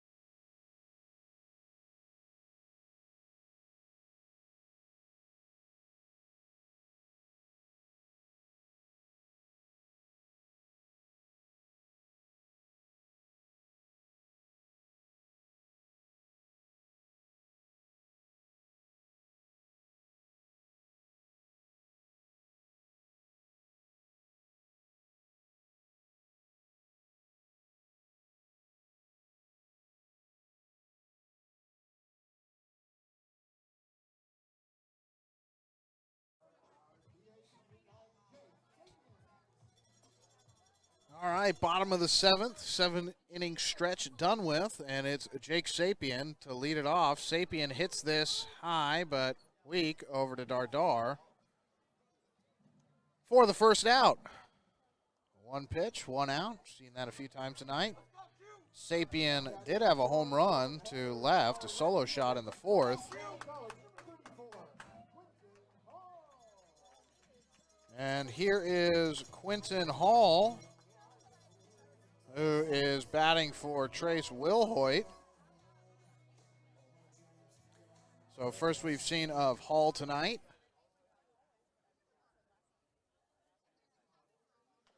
First pitch is swung on by Hall, but bounced foul towards Trevor Werner, 1 away. Potters nursing a 1-run lead. They're in front 7-6.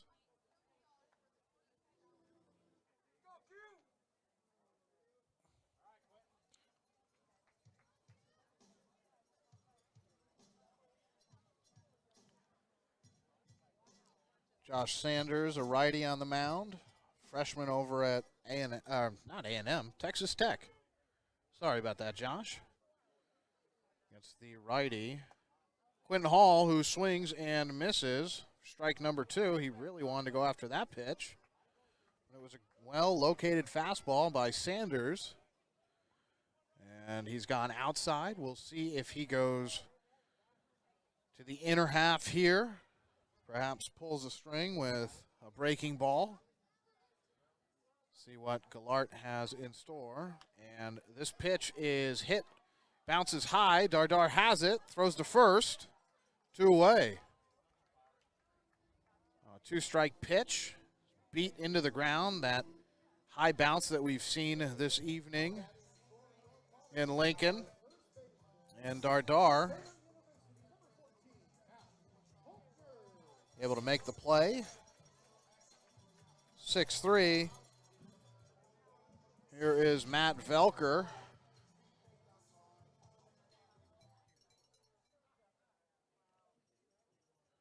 First pitch to Velker, misses outside.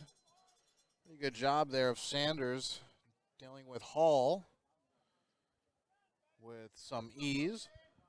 Hall's batting above 300. Here's Velker up 1-0.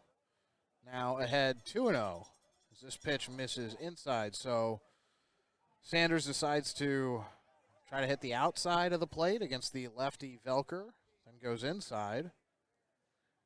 Now we'll see if he goes high or low. This pitch misses outside. Count 3-0 to Matt Velker with 2 outs in the bottom of the 7th inning on a warm night in Lincoln, California at McBean Memorial Park. 3-0 pitch. It's a fastball. That one's good for the first strike to Velker. Velker is 17 for 72 this summer. That's 236. If you don't want to bust the calculator out. Does have a pair of home runs. Pitch is once again a high hopper that Dardar has to handle, and it is mishandled by Seth. Tough play to make there. But that's one that we expect Seth to make. That's the thing. You either got to get it while it's high in the air off that bounce, or you run the risk of having to scoop it as it's coming back up. That's what happened to Seth that time. And the exchange from the glove to the hand, not on point. Well, Velker able to reach. And here's Mason Holt, who has been hit by a pitch. First pitch almost hit Holt from Joshua Sanders. That would have been the second HBP in my scorebook for Mason Holt, and Holt did strike out in his last appearance in the 5th. So that was against Jackson Hewlett. Second pitch here is hit on the ground. Werner dove, could not make the play on it. Squirts into left field, and Potters have a runner in scoring position. 2 are on with 2 away.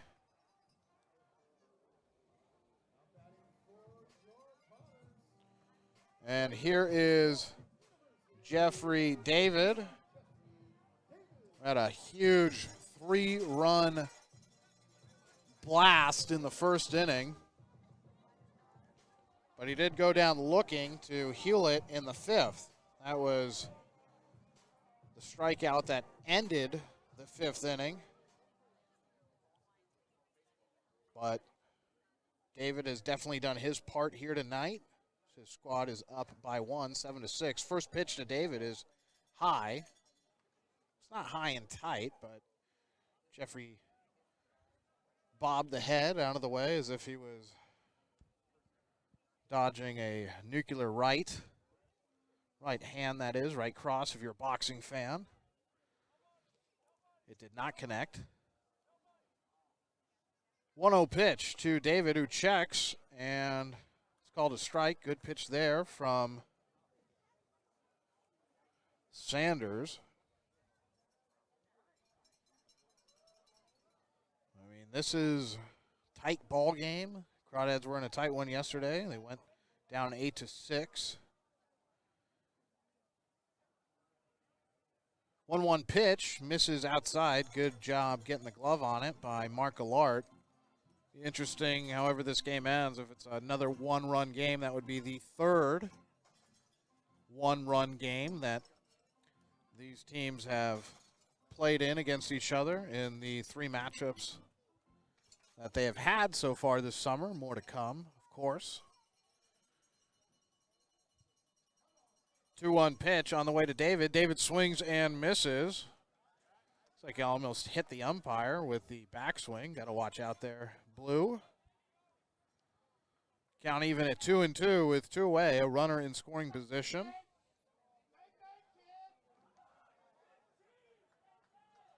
Velker on second. Mason Holt over on first. And the 2-2 pitch, here it is. This one fouled back into the netting. Count holds 2-2.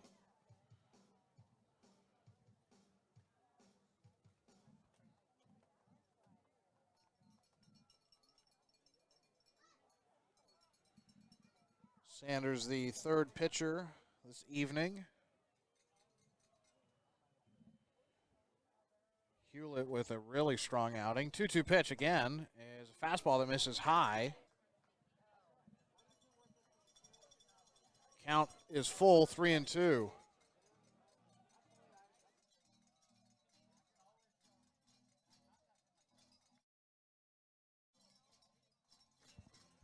Payoff pitch on the way to David.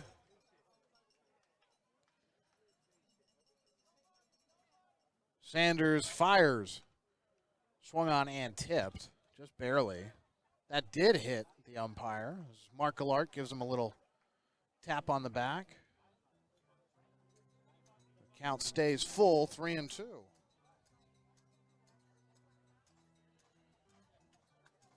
I mentioned the Foresters and Conejo Oaks are tied 5-all.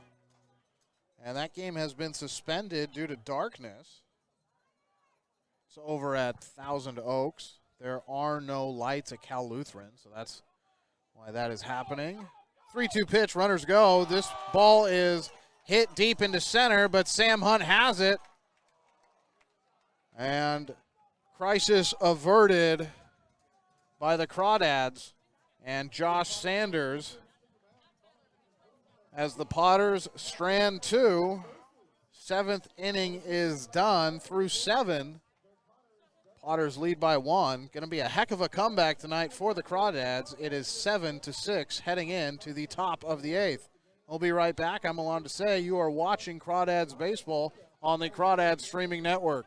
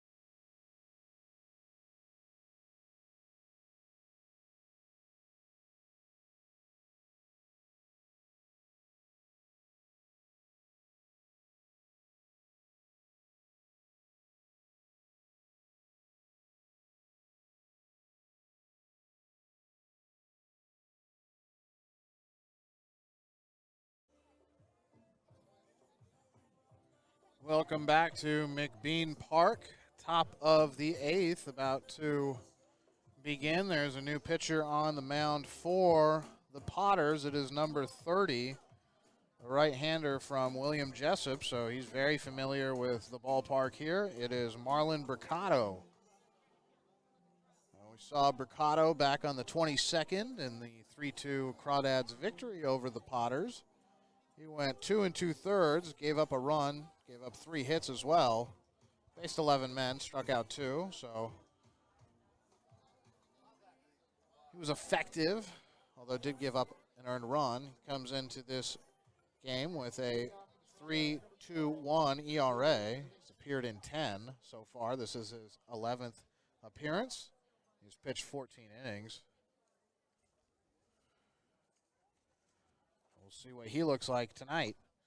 First pitch from Bricado is a called strike on Diego Muniz. It's Muniz, Trevor Werner is on deck, and then Seth Dardar in the hole.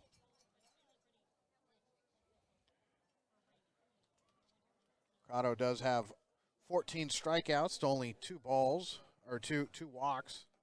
via the not hit by pitch, but bases on balls. Pitch called a strike. Count is 0-2.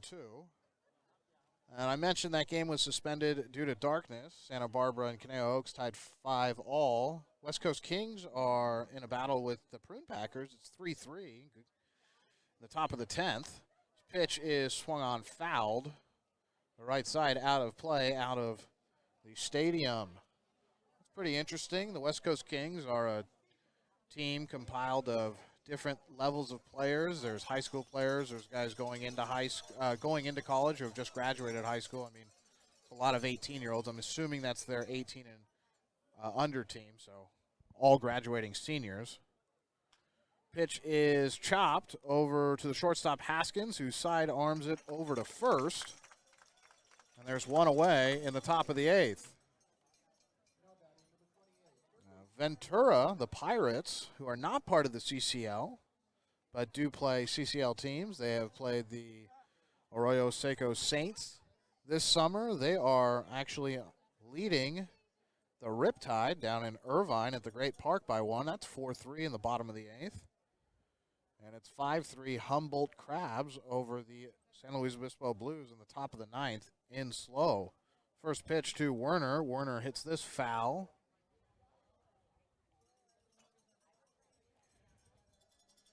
Academy Barons looking to get a victory, a much-needed one for them.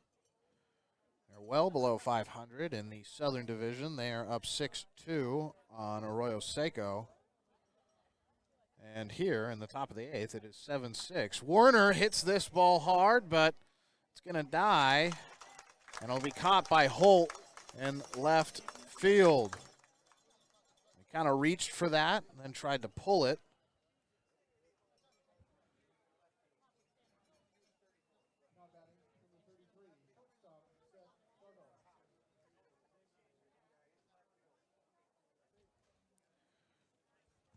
Here's Seth Dardar.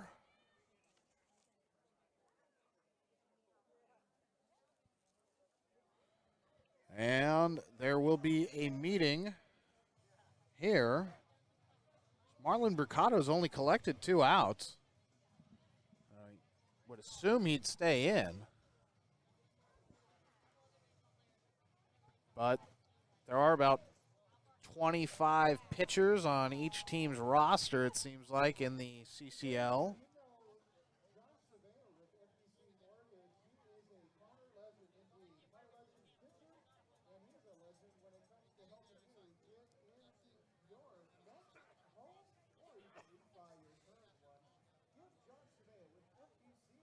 So Mercado stays in just to talk about strategy, I guess.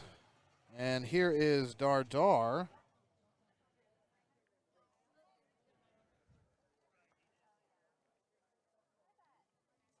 It's actually Quinton Hall over in left field now. First pitch to Dardar. Misses outside. Dardar has a solo home run. So had a sacrifice RBI. So 2 ribby day for Seth. It's been good. He's ahead 1-0. 1-0 pitch. Seth swings over the top of it and misses. Good breaking ball there from Mercado. Counts even at 1-1.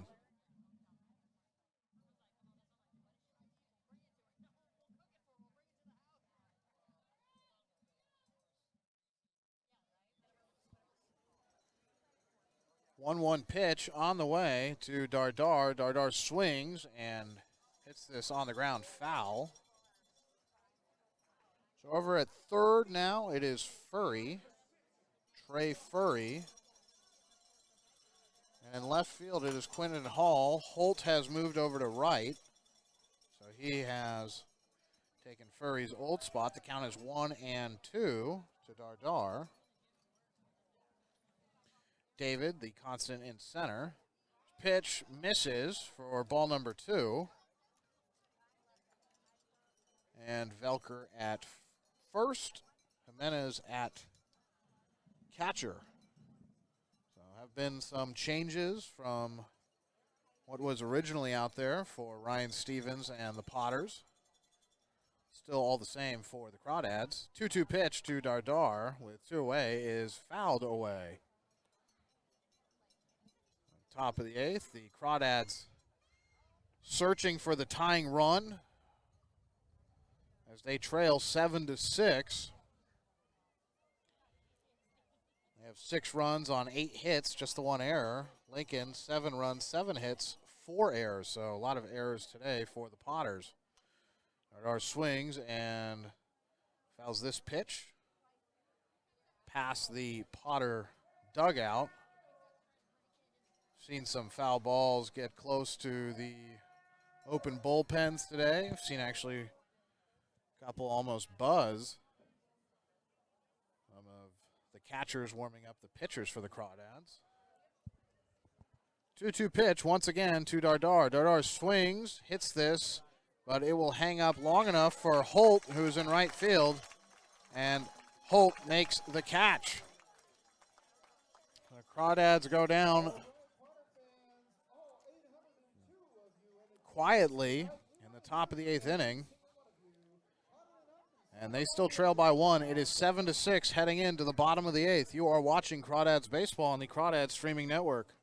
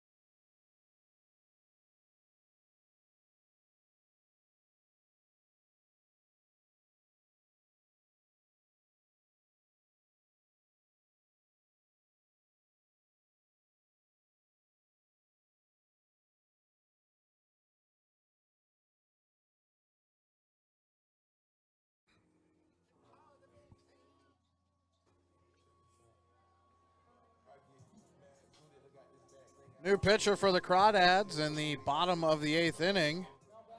It'll be Ty Atkins, so saw Hewlett go 4 1/3. We've seen Joshua Sanders pitch just under 2 innings. Inning and 2/3. Gave up a hit, did Sanders, but struck out 2, faced 7 men, and now we will see Ty Atkins for the first time this evening. 4th pitcher the Crawdads have called upon. And the first man he is tasked with is Kenneth Jimenez. It'll be Jimenez, then Grant and Haskins. So this is Jimenez' first at-bat of the contest, and he is ahead 2 balls and no strikes in a game that the Potters are still in front of 7-6 here in Lincoln. 2-0 pitch from Ty, the sidearm delivery from the lefty, called a strike on the outer half of the plate.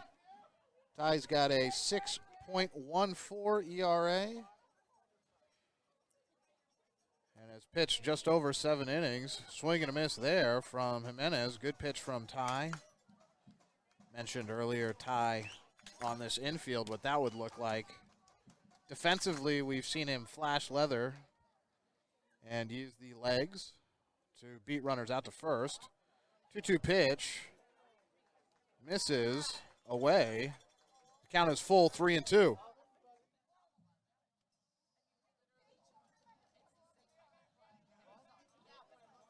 Full count. Atkins looking to strike out Jimenez. Payoff pitch, swing and a miss. He does strike out Jimenez. Well, the first out here in the bottom of the 8th. And so far, a successful relief appearance for Ty, who the Crawdads make the comeback, and he stays in. He will be the pitcher of record. First pitch to Jack Grant. It's a breaking ball. 0-1. Grant hasn't been awfully busy at second base defensively tonight for the Potters. This pitch misses outside. Really, the adventure has been over at first base as well as shortstop for both teams. Swing and a miss there from Jack Grant. Big cut taken by Grant. Not able to connect. And Ty looking to record back-to-back punch-outs. In the bottom of the 8th, Crawdads trailing by 1, 7-6. Lincoln. 1-2 pitch from Ty is fouled back, nearly hits the support pole for the net. That would have made a loud ringing noise.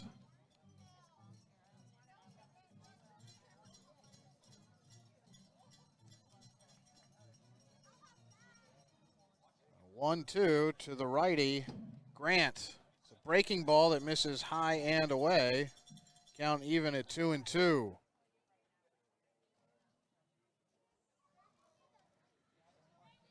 2-2 pitch on the way from Atkins, kid out of Hawaii. Here it is. Just enough contact to stay alive in this at-bat is made by Jack Grant. Grant sitting on an offer tonight.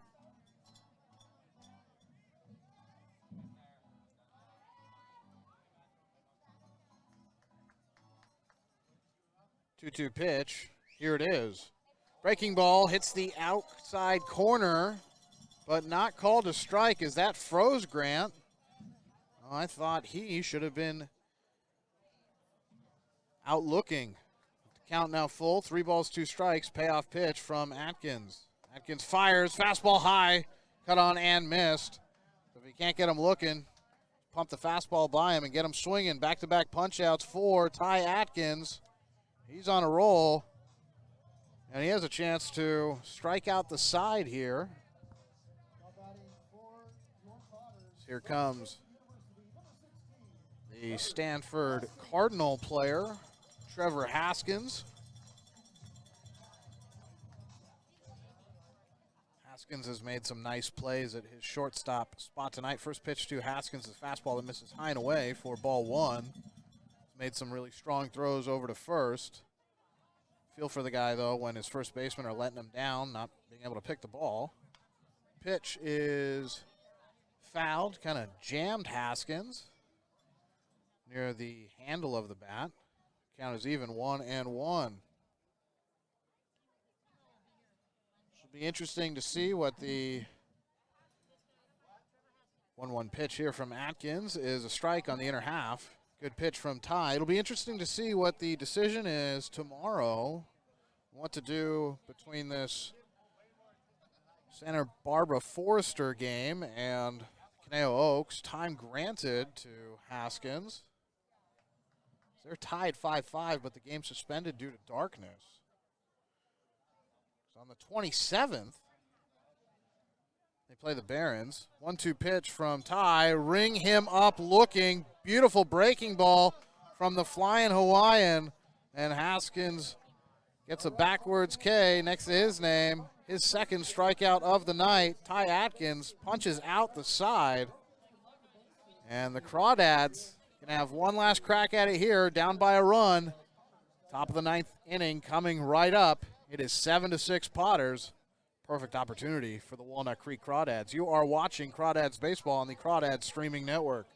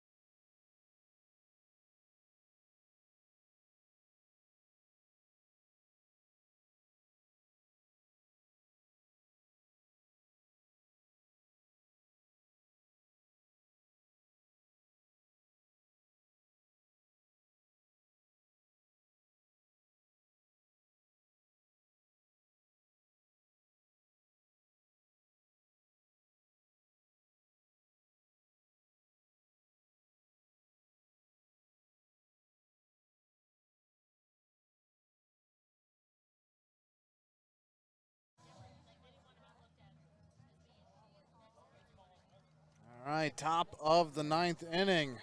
Last 3 outs for the Crawdads. It's going to be Dalton Mayshore, Curran Ozawa Burns, and Mark Allard. So 6, 7, 8. Here is Mayshore, who steps into the box. First pitch to Mayshore is a fastball that is fouled away.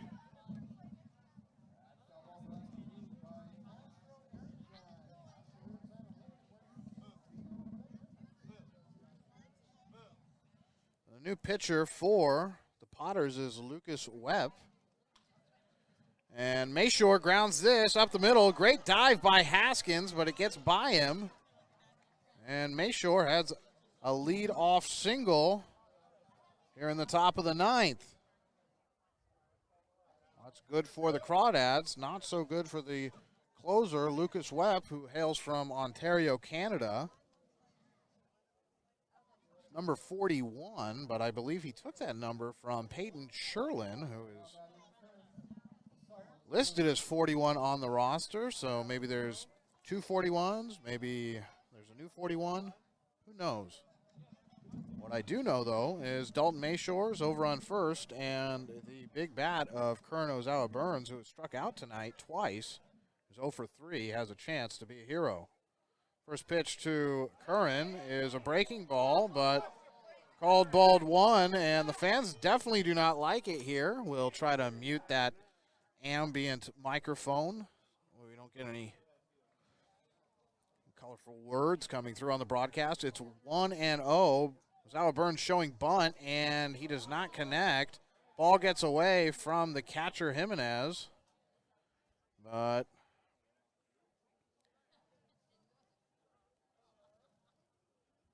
I guess a little bit of contact was made by Curran. As they said it was 1-1. Now they're going to say it's 2-0. Oh, little housekeeping on the scoreboard. Count 2-0. Ozawa Burns ahead. 2 balls, no strikes with Dalton Mayshore at first, and Webb looking to get the out. 2-0 pitch from the tall righty Webb. Here it is. Burns swings, hits it, but pulls it a little too far left into the Crawdad dugout.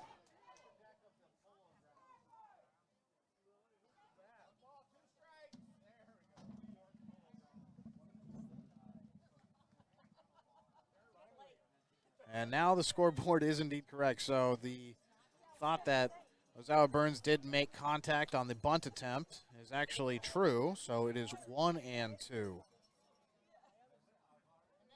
1-2 pitch to Curran. Curran swings and misses at a high fastball that blazes by him. And he has struck out now 3 times tonight. And he is disappointed. He is walking slowly back to the dugout. Head hanging low. But sometimes you have these days. He definitely hustles on defense. The bat will come back. And there is a pinch hitter. Looks like it's Hayden's shot from Mark Allard. First pitch to Hayden. Is in there, a breaking ball. Count 0-1. Spoke to Hayden this morning. Seemed like he was in good spirits. Actually got some content coming up soon, hopefully on the social media site. Says he's going to do something to the hairstyle. Don't want to give anything away. Does have the nice flow, kind of like a hockey player, does Hayden. Shots 10 for 47 this season, batting .212 with 8 RBIs. Boy, he'd love to put a whack on this ball. Runner goes, swing and a miss, and Mayshore slides in safely to second. It's a long look there by the umpire. I don't know, maybe to check if he stayed on the bag, but he was definitely there. Count 0-2 with 1 away, but Mayshore in scoring position. All Shot has to do is put 1 good swing on a mistake pitch here from Webb, and he could tie this game up. 7-6, top of the 9th inning. Crawdads doing whatever they can here late, trailing by a run. 0-2 pitch to Shot. Shot takes, it's low, it gets away from Jimenez, and Mayshore advances to third. Wild pitch there from Webb. Jimenez was not able to block it. It was a very hard fastball. Been tough for any catcher to block, but I think the added element of the infield and where the dirt is supposed to be, that's all artificial turf. That ball is bouncing fast. 1-2 pitch to Schott. Schott swings and misses at a pitch low. He strikes out. With Mayshore at third and the pinch hitter Schott striking out, it'll be all down to Sam Hunt, who has been on base 3 times, has singled twice and reached once on an error. And Sammy has a chance to be a hero. Lefty-righty matchup, the lefty Hunt. First pitch to Hunt is a breaking ball that he lets go by for strike 1.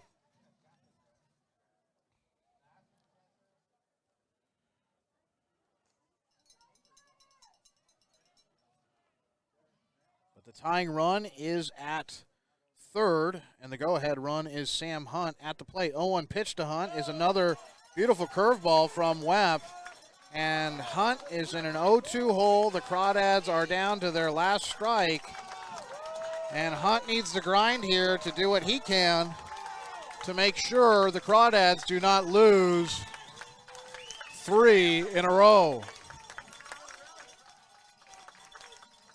0-2 pitch on the way from Webb, and time is called. Hunt steps out. Webb squats down. And the 0-2 pitch is on the way. No, another step off the mound here. More time granted. And where is this third pitch of the at-bat? Crowd getting going here in Lincoln. And finally the 0-2 to Hunt. Hunt swings and misses, and he goes down on strikes. 3 pitches. And a swinging strikeout for Sam Hunt with the tying run left at third base. The Crawdads lose 7-6. It was a valiant effort by Walnut Creek. They were not able to come up with the ever elusive tying run. They have now lost 3 in a row. Back-to-back games where they have scored 6 runs after losing 11-1 on Wednesday against the Prune Packers, but just not getting any easier for the Crawdads. They just can't seem to put it together. I mean, if you don't give up 6 runs in the bottom of the first, and with the pitching performances that they get from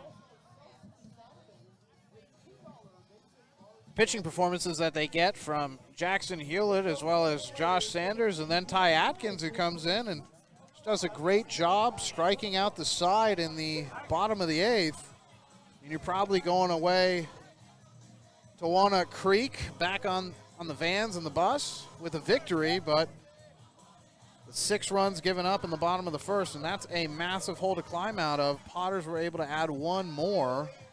That run came in the bottom of the 4th, and that was just enough for them to win the game. They win by 1 run.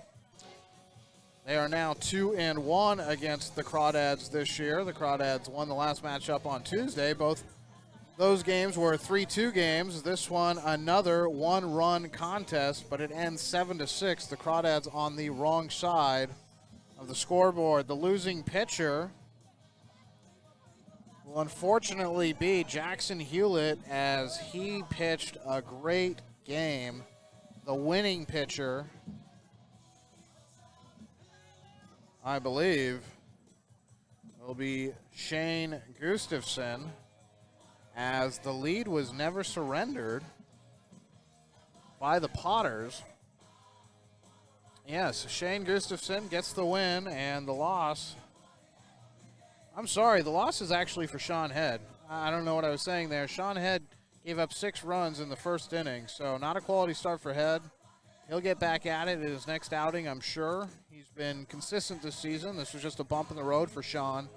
But tough game here tonight for the Crawdads. they'll be back at it tomorrow on the 26th. That'll be against the West Coast Kings, a non-league game at Northgate High School in Walnut Creek. And then on Sunday, on the road once again at Solano. That game will be at 1 against against Solano Mudcats at Wilsey Wood High School in Vacaville, California. And then finally a day off, a much-needed day off, as the Crawdads are in the midst of 6 straight games. This was the 4th of 6 straight, and they definitely look like they need to rest, as the team just not able to put the bats with the pitching, and the timing has not been there. Tonight we saw the bats, but starting pitching was not there, and you got to have all phases of your team in motion, firing on all pistons in order to win in a very competitive Northern Division. Crawdads fall to an overall record of 7-10. Potters, who are in last place in the Northern Division, get a game, so they are now 5 back. The Crawdads are 4 back at first place. And the Potters and Ryan Stevens' crew are now 12-14 overall. Crawdads 3-4 in league play. Now, I'd have to say that the player of the game, at least on the mound, the pitcher of the game probably had to be Jackson Hewlett, as he came out of the bullpen, pitched 4 1/3, only gave up 1 run. Just did a great job trying to keep the Crawdads in striking distance, and then Josh Sanders and Ty Atkins did a wonderful job as well. Just a rough outing for Sean Head, but like I said, he'll get back at it. Offensively, I mean, there's a lot of good moments to choose from. The Crawdads did have their fair share of strikeouts.